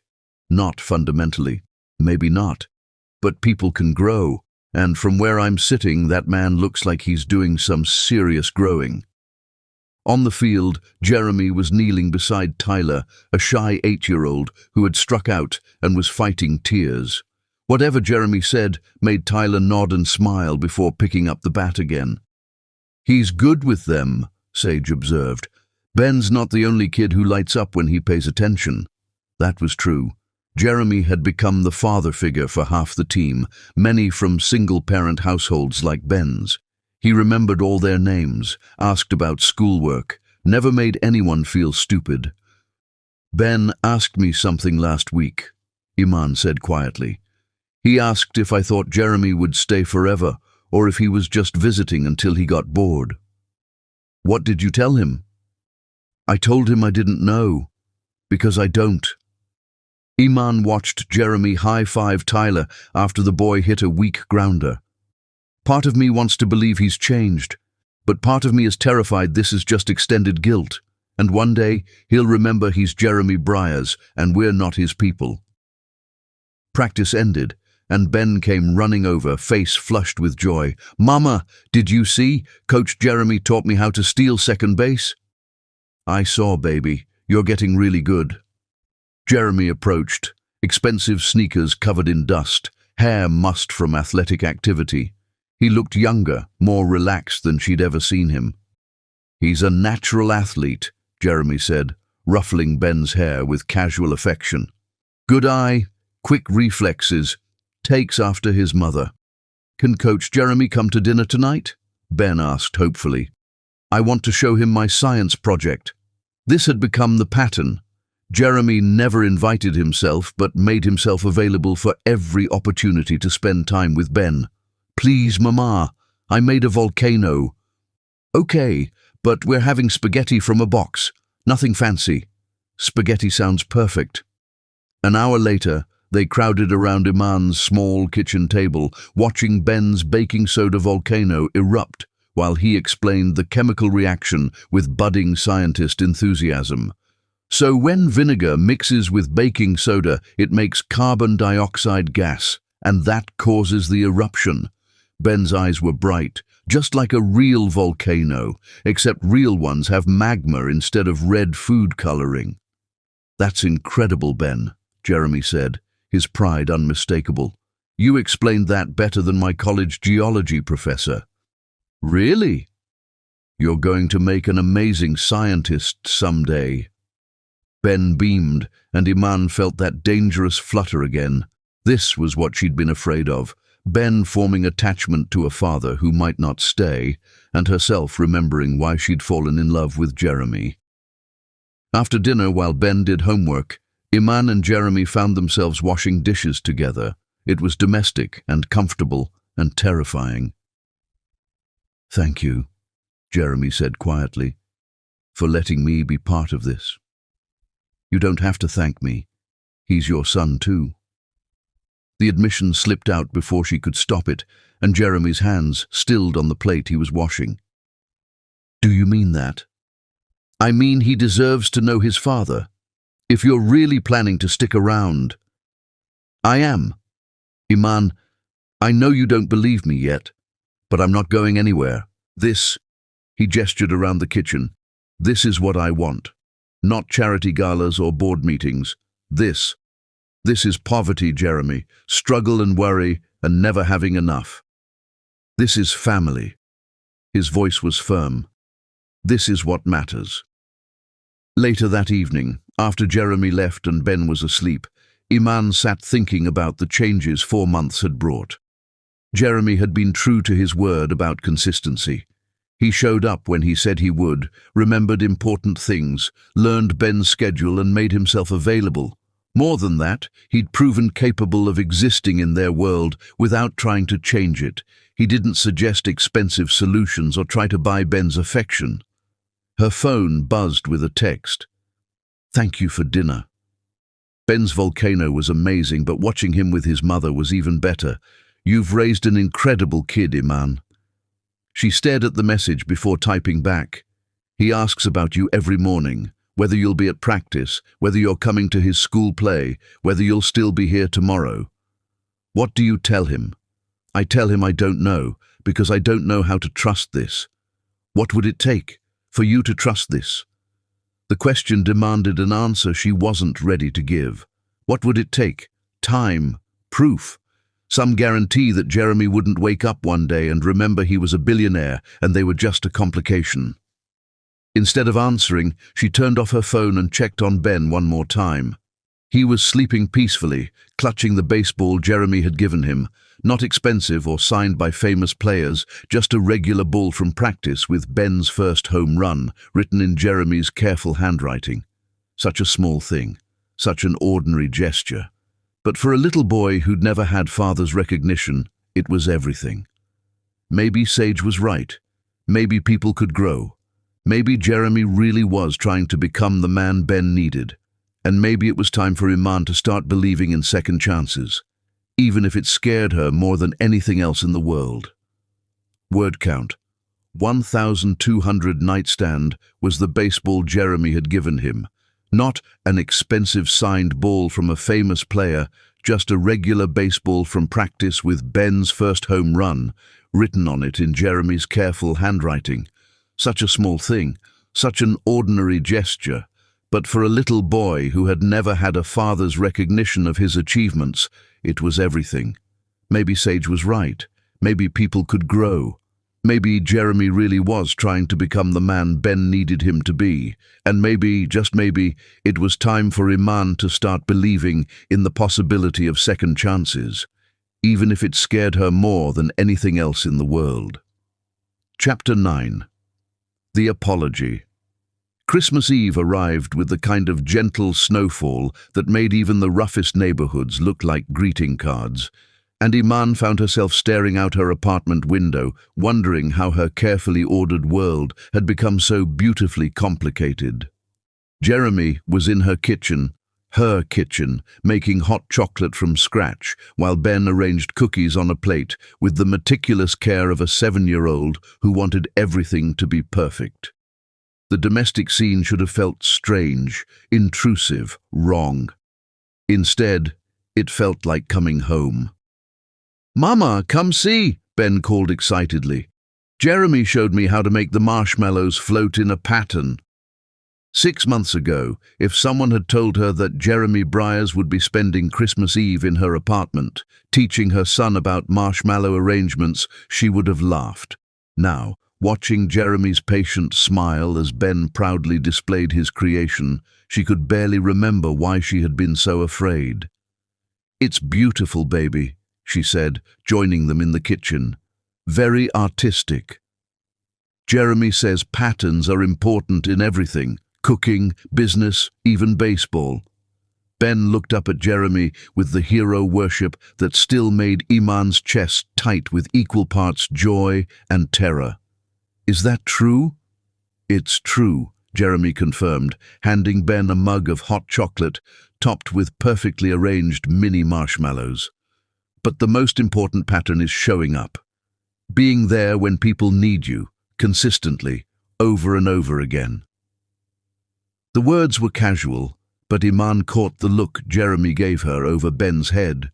In 6 months, he had shown up. Every practice, every school event, every doctor's appointment, every ordinary Tuesday evening when Ben needed help with homework. He had established a pattern of presence that was slowly, inexorably wearing down her defenses. "I have something for you both," Jeremy said quietly, reaching into the bag he had brought. "Early Christmas presents." "Jeremy, we talked about this. They're not expensive," he assured her quickly. "They're just meaningful." He pulled out 2 wrapped packages, small and identical in size. Ben tore into his immediately with the enthusiasm of childhood, while Iman opened hers more carefully. Inside was a photo in a simple silver frame, the 3 of them at Ben's school Thanksgiving play, where Ben had played a historically inaccurate but enthusiastic turkey. Jeremy had attended like any other parent, cheering from the audience, taking pictures with his phone, looking completely natural in the elementary school cafeteria, despite his $1,000 suit. But it wasn't the photo that made her breath catch. It was the inscription at the bottom, written in Jeremy's careful handwriting. "The day I learned what family really means. November 15th, our new beginning." Ben held up his identical frame, beaming. "It's us. We look like a real family." "You are a real family," Jeremy said softly. "You always were. I was just too blind to see it." The moment hung between them, weighted with 6 months of slowly rebuilt trust and 7 years of carefully guarded pain. Ben, oblivious to the adult undercurrents, was already reaching for another cookie. "Ben," Jeremy said, his voice carrying a solemnity that made both mother and son look at him with sudden attention. "Can you sit down for a minute? There's something I need to say to both of you."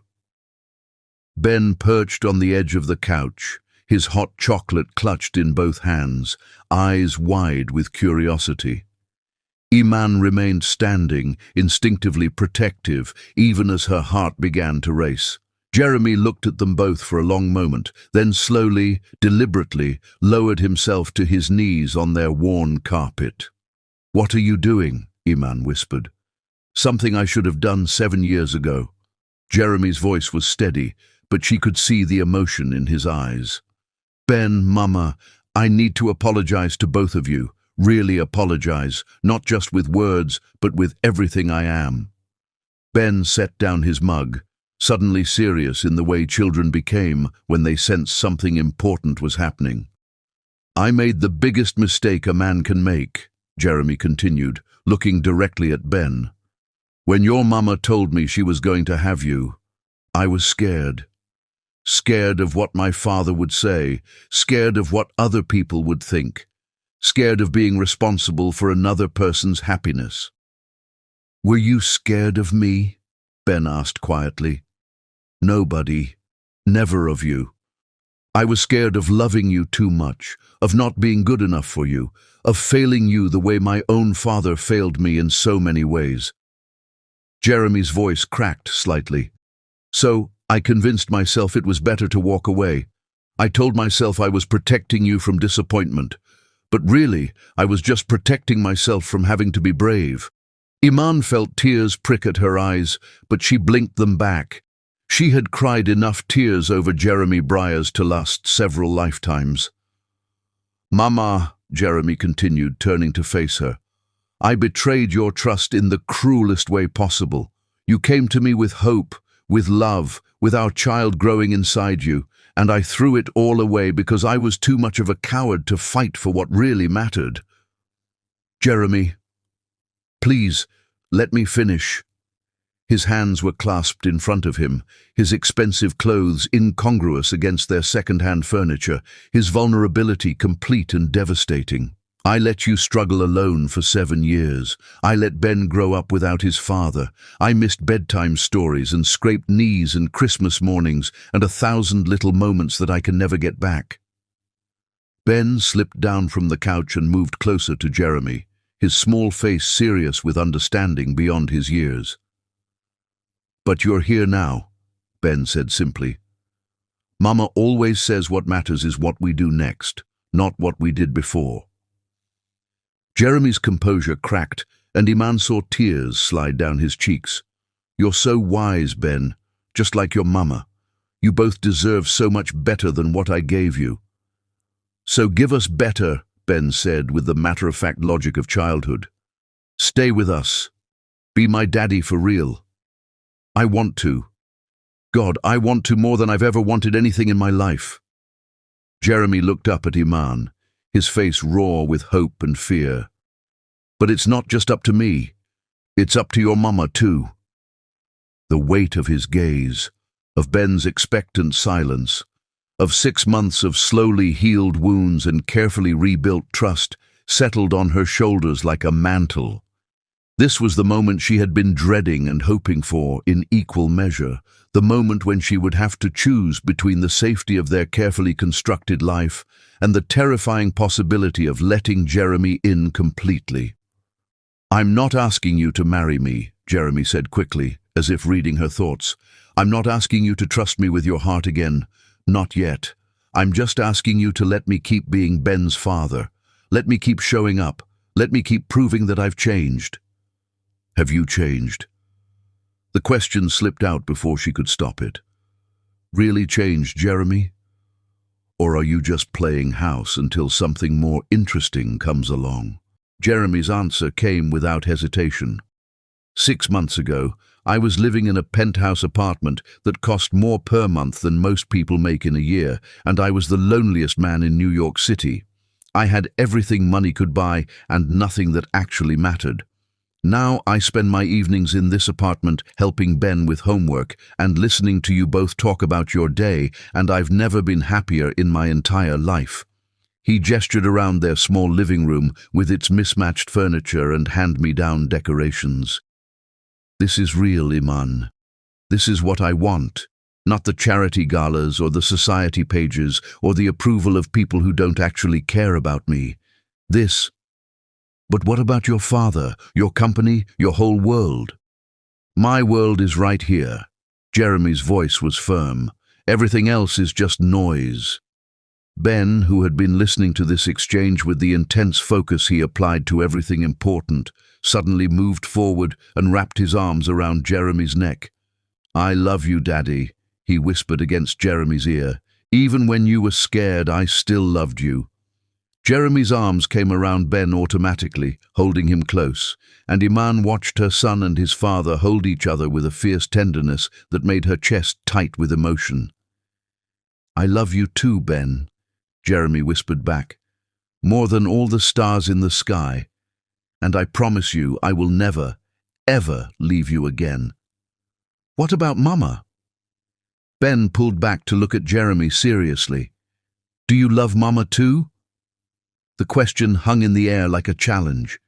Jeremy's eyes found Iman's across their son's head, and she saw everything in his gaze: love, regret, hope, determination, and a vulnerability that took her breath away. "I love your mama more than my own life," Jeremy said quietly. "I always have. I was just too afraid to admit it before." The words hit her like a physical force, 7 years of carefully constructed walls crumbling in an instant.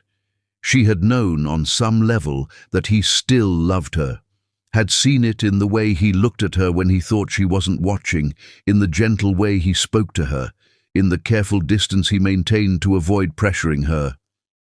But hearing him say it, seeing the absolute truth of it in his face, was something else entirely. "Jeremy," she started, then stopped, not knowing how to finish. Ben looked between them with the expectant hope of a child who believed that love could fix anything, that good intentions were enough to heal old wounds. "Are we going to be a real family now?" he asked. "Like, all together all the time?" Jeremy looked at Iman, the question reflected in his eyes. She saw 6 months of consistent presence, of small gestures and patient love, of a man who had learned to exist in their world without trying to change it. She saw the father Ben had always needed and the man she had fallen in love with before fear and pride had destroyed them both. But she also saw 7 years of struggle, of nights she had cried herself to sleep, wondering why she hadn't been enough, of carefully built independence that had taken so much strength to maintain. "I don't know," she whispered, the honest answer torn from her heart. "I want to believe we can be, but I'm still scared." Ben considered this with the seriousness he applied to difficult math problems. Then, with the decisive action that had taken him down the aisle of the Plaza Hotel 6 months ago, he grabbed both their hands and pulled them together. "Then we'll be scared together," he announced, "but we'll still be together." And in that moment, with her son's small hands linking hers to Jeremy's, with Christmas Eve snow falling gently outside their window, Iman felt something she hadn't allowed herself to feel in 7 years. Chapter 10. Home at last. 6 months later, on a perfect spring morning that smelled of cherry blossoms and new beginnings, Iman woke up to the sound of laughter drifting from her kitchen and realized that fear had finally, completely lost its hold on her heart. She padded barefoot down the hallway of their new apartment, not much bigger than the old one, but in a safer neighborhood with better schools, a compromise that Jeremy had suggested and she had finally accepted. Through the doorway, she could see Jeremy and Ben at the stove, both of them covered in flour, attempting what appeared to be pancakes shaped like dinosaurs. "Daddy, that one looks like a blob monster," Ben giggled, pointing at Jeremy's latest creation. "Hey, blob monsters are very underappreciated dinosaurs," Jeremy protested with mock seriousness. "This is a rare Blobosaurus rex, found only in Brooklyn kitchens on Saturday mornings. There's no such thing as a Blobosaurus rex. There is now. I just discovered it." Their easy banter, the natural way they moved around each other, the unconscious affection in every gesture, it still sometimes took her breath away. This was the family Ben had dreamed of. The family she had been too afraid to hope for. "Good morning, you two paleontologists," she said, leaning against the doorframe. "Mama, look, Jeremy's making dinosaur pancakes." "Well, he's trying to make dinosaur pancakes. Mostly, he's making abstract art." Jeremy turned to grin at her, his hair sticking up at odd angles, his t-shirt dusted with flour. "I'll have you know that abstract art is very sophisticated. These pancakes will probably be worth thousands someday." "Only if someone's desperate for breakfast," she teased, moving to kiss Ben's forehead and accept the cup of coffee Jeremy handed her without being asked. 6 months of mornings like this. 6 months of Jeremy showing up not just for the big moments, but for the ordinary ones. School mornings and grocery shopping, homework help and bedtime stories, sick days and snow days and lazy Sundays that stretched on forever. 6 months of falling in love all over again with the man Jeremy had become. "I have news," Jeremy said, his voice carrying a note that made both Iman and Ben look at him with sudden attention. "Good news or bad news?" Ben asked, the eternal question of childhood. "That depends on how you both feel about adventure." Jeremy reached into his pocket and pulled out an envelope. expensive paper with an embossed seal that Iman recognized from his corporate correspondence. "I've been offered a position," he continued, "Chief Executive Officer of a renewable energy startup. It's a smaller company, less money, but the work is meaningful. They're developing solar technology for low-income communities." Iman felt her chest tighten. "Where?" "Here, in Brooklyn. The headquarters are being built in the Navy Yard, about 20 minutes from Ben's school." Jeremy's eyes were bright with excitement. "I'd be working for something that actually matters, trying to make the world better instead of just making rich people richer." "What about Breyer's Industries?" she asked.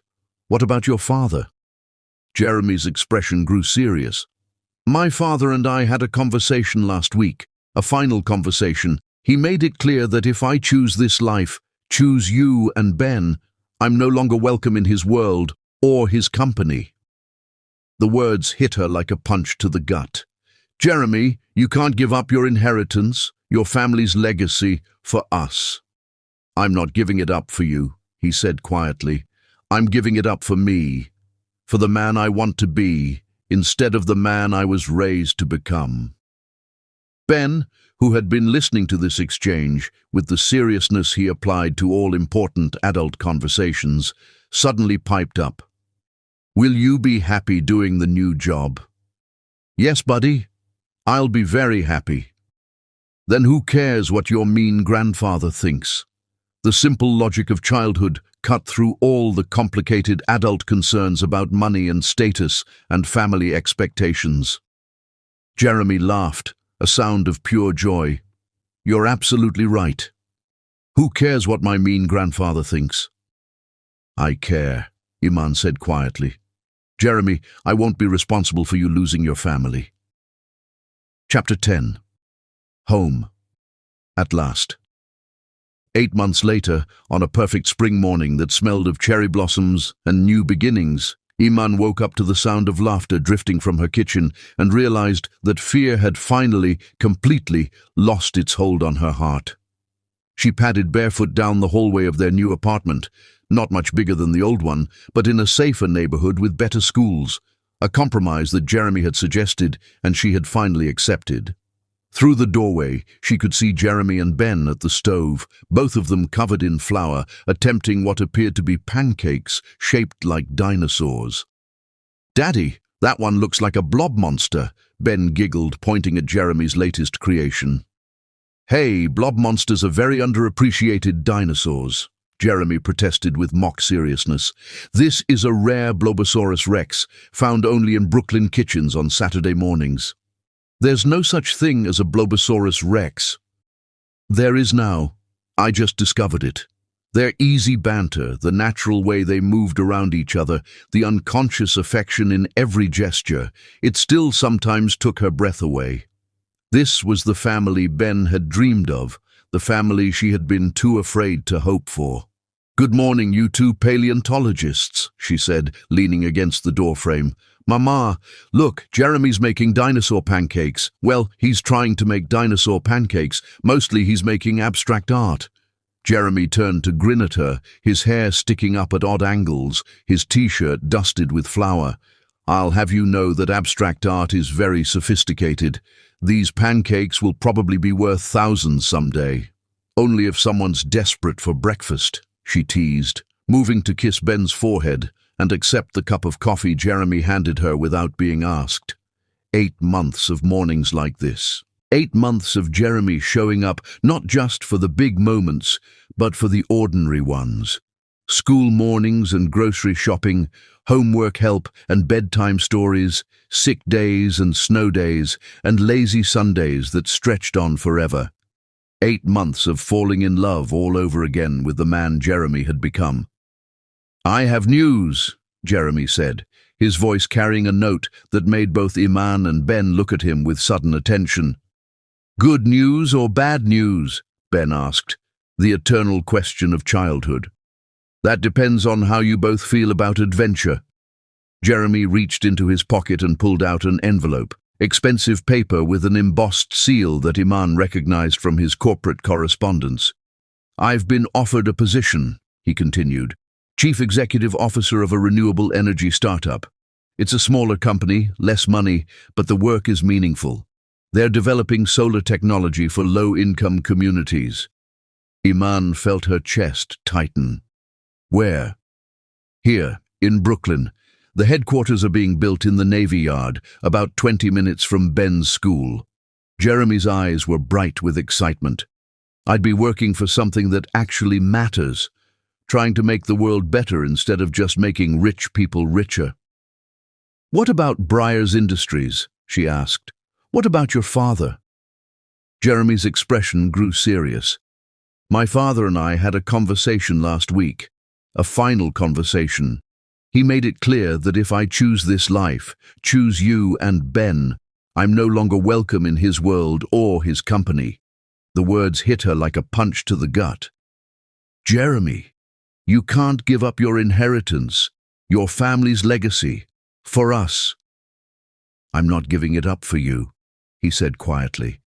I'm giving it up for me, for the man I want to be, instead of the man I was raised to become. Ben, who had been listening to this exchange with the seriousness he applied to all important adult conversations, suddenly piped up. Will you be happy doing the new job? Yes, buddy, I'll be very happy. Then who cares what your mean grandfather thinks? The simple logic of childhood cut through all the complicated adult concerns about money and status and family expectations.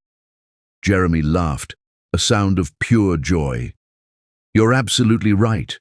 Who cares what my mean grandfather thinks? I care, Iman said quietly. Jeremy, I won't be responsible for you losing your family. You're not losing me my family, Jeremy said, moving closer to her. You're giving me my real family, the one I chose instead of the one I was born into. Before she could respond, her phone rang. The caller ID showed Keisha's number, and Iman answered without thinking.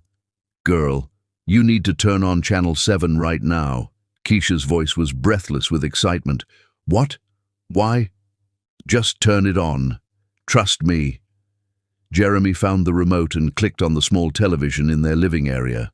The morning news was on, and Iman's heart stopped as she saw the headline scrolling across the bottom of the screen. Billionaire CEO chooses love over fortune. The anchor was speaking. In a surprising turn of events, Jeremy Breyers, former CEO of Breyers Industries, has announced his resignation from the family company to pursue what he calls meaningful work in renewable energy. Sources close to the family suggest this decision is related to his relationship with Iman Saldana and their son, Ben, following the dramatic wedding incident 8 months ago that captured national attention. Oh my God, Iman whispered. But the story continued. The screen showed footage of Jeremy at a press conference she hadn't known he was giving, looking confident and determined in his best suit. I'm announcing my departure from Breyers Industries to pursue opportunities that align with my values, his televised image was saying. For too long, I've prioritized profit over people, status over substance. I'm choosing a different path, one that involves clean energy, community development, and building a world I'm proud to leave for my son. A reporter's voice called out, Mr. Breyers, is this decision related to your personal relationship? Jeremy's smile on screen was radiant. This decision is related to becoming the man I want to be, the man my family deserves. Are you planning to marry Ms. Saldana? Jeremy's expression grew more serious. That's up to her. But I hope she'll give me the chance to spend the rest of my life proving that some people really can change. The report cut back to the studio, but Iman barely heard the anchor's wrap-up. She was staring at Jeremy, who was watching her with nervous hope. You did this without telling me, she said. I needed you to know that this was my choice, not something I was doing because you asked me to. Jeremy's voice was steady, but his hands were shaking slightly. I needed you to understand that I'm choosing this life, our life, because it's what I want, not what I feel obligated to do. Ben, who had been watching this adult drama unfold, suddenly clapped his hands together. Does this mean Daddy's going to live with us forever now? The question hung in the air, the same question that had been building for 8 months of careful steps toward trust and love.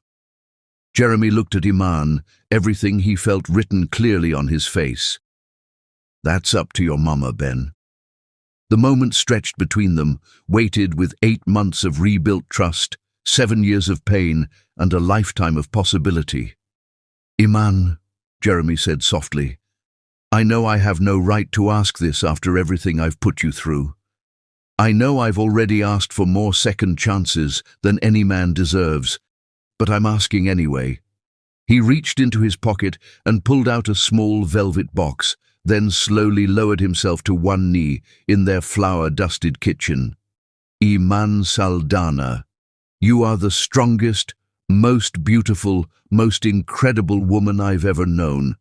You raised our son to be brave and kind and everything I hope to become. You survived 7 years of hardship with grace and dignity, and you gave me the chance to prove that love is stronger than fear. Ben gasped, his eyes wide with excitement and understanding. I'm not asking you to marry me because of Ben or because of guilt or because it's the right thing to do, Jeremy continued. I'm asking you to marry me because you are my heart, my home, my everything. Because I want to wake up next to you every morning for the rest of my life and fall asleep grateful that you chose to love me. He opened the box to reveal a simple, elegant ring, not the massive diamond he could have afforded, but something beautiful and timeless and perfect. Will you marry me, Iman? Will you let me be your husband and Ben's father and the luckiest man in the world? The kitchen was silent except for the sound of Ben's excited breathing and her own thundering heartbeat. 8 months of careful walls, 7 years of protective fear, a lifetime of cautious hopes, all of it crystallized into this single moment. She looked at Jeremy kneeling before her. This man who had chosen love over legacy, family over fortune, them over everything else his world had taught him to value. She looked at Ben, practically vibrating with anticipation, his face shining with the hope that his family could finally, truly be complete. She looked at their life, small and imperfect and more beautiful than any fairy tale. Yes, she whispered, then louder, with all the joy and love and hard-won faith in her heart. Yes, Jeremy. Yes, I'll marry you. Jeremy's face transformed with relief and joy as he slipped the ring onto her finger. Ben whooped and launched himself at both of them, creating a tangle of arms and laughter and happy tears. We're really going to be a family, Ben shouted. A real, forever family. We were always a real family, Jeremy said, holding them both close.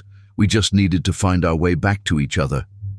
3 weeks later, on a sunny Saturday afternoon in Prospect Park, surrounded by the people who truly mattered, Keisha and Sage and River and Ben's baseball team and a dozen other friends who had become their chosen family, Iman walked down a simple aisle of flower petals toward the man who had learned that love was worth more than any fortune.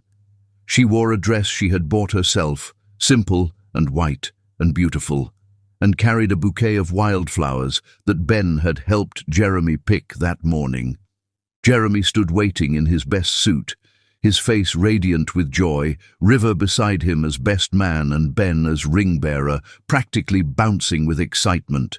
The ceremony was small and perfect, officiated by Keisha, who had gotten ordained online just for the occasion. There were no society photographers, no 6-tier cakes, no 300 guests in designer gowns. There were just vows spoken with tears of joy, promises made with full hearts, and the absolute certainty that they had finally found their way home. I promise to love you through every ordinary morning and every extraordinary dream, Jeremy said, his voice steady and sure. I promise to be the father Ben deserves and the husband you've always been worthy of. I promise to choose you every day for the rest of my life. I promise to trust this love even when it scares me, Iman replied, her voice strong despite her tears.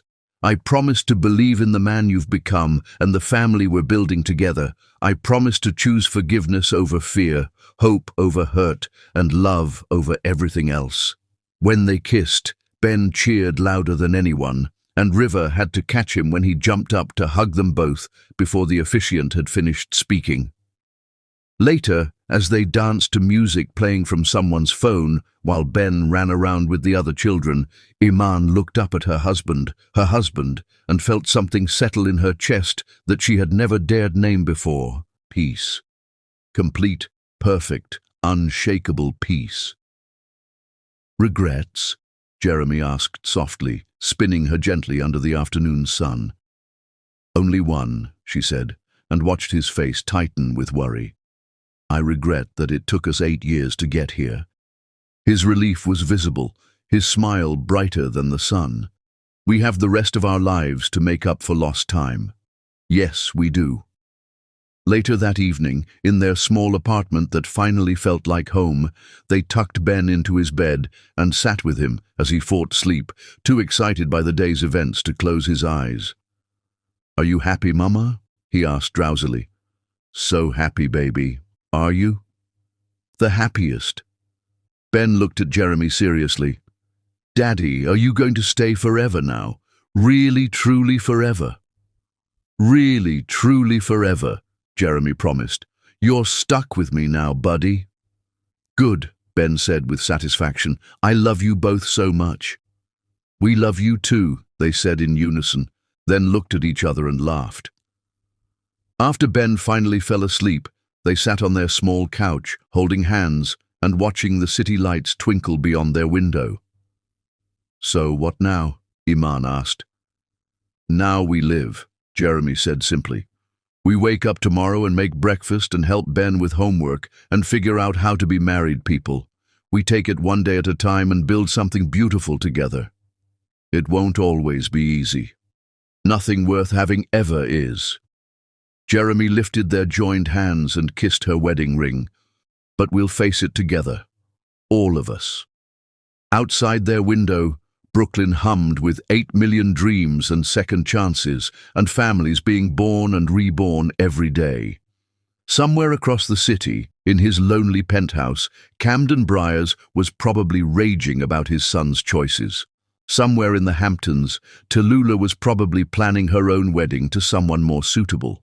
But here, in this small apartment filled with love and laughter and the promise of tomorrow, the Briars family was finally, completely, joyfully home.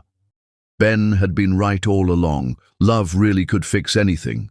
And some families, the very best ones, were worth waiting for. Peace. Complete, perfect, unshakable peace. "Regrets?" Jeremy asked softly, spinning her gently under the afternoon sun. "Only one," she said, and watched his face tighten with worry. "I regret that it took us 8 years to get here." His relief was visible, his smile brighter than the sun. "We have the rest of our lives to make up for lost time." "Yes, we do." Later that evening, in their small apartment that finally felt like home, they tucked Ben into his bed and sat with him as he fought sleep, too excited by the day's events to close his eyes. "Are you happy, Mama?" he asked drowsily. "So happy, baby. Are you?" "The happiest." Ben looked at Jeremy seriously. "Daddy, are you going to stay forever now? Really, truly forever?" "Really, truly forever," Jeremy promised. "You're stuck with me now, buddy." "Good," Ben said with satisfaction. "I love you both so much." "We love you too," they said in unison, then looked at each other and laughed. After Ben finally fell asleep, they sat on their small couch, holding hands and watching the city lights twinkle beyond their window. "So what now?" Iman asked. "Now we live," Jeremy said simply. "We wake up tomorrow and make breakfast and help Ben with homework and figure out how to be married people. We take it one day at a time and build something beautiful together. It won't always be easy. Nothing worth having ever is." Jeremy lifted their joined hands and kissed her wedding ring. "But we'll face it together. All of us." Outside their window, Brooklyn hummed with 8 million dreams and second chances, and families being born and reborn every day. Somewhere across the city, in his lonely penthouse, Camden Briars was probably raging about his son's choices. Somewhere in the Hamptons, Tallulah was probably planning her own wedding to someone more suitable. But here, in this small apartment filled with love and laughter and the promise of tomorrow, the Briars family was finally, completely, joyfully home. Ben had been right all along. Love really could fix anything. And some families, the very best ones, were worth waiting for.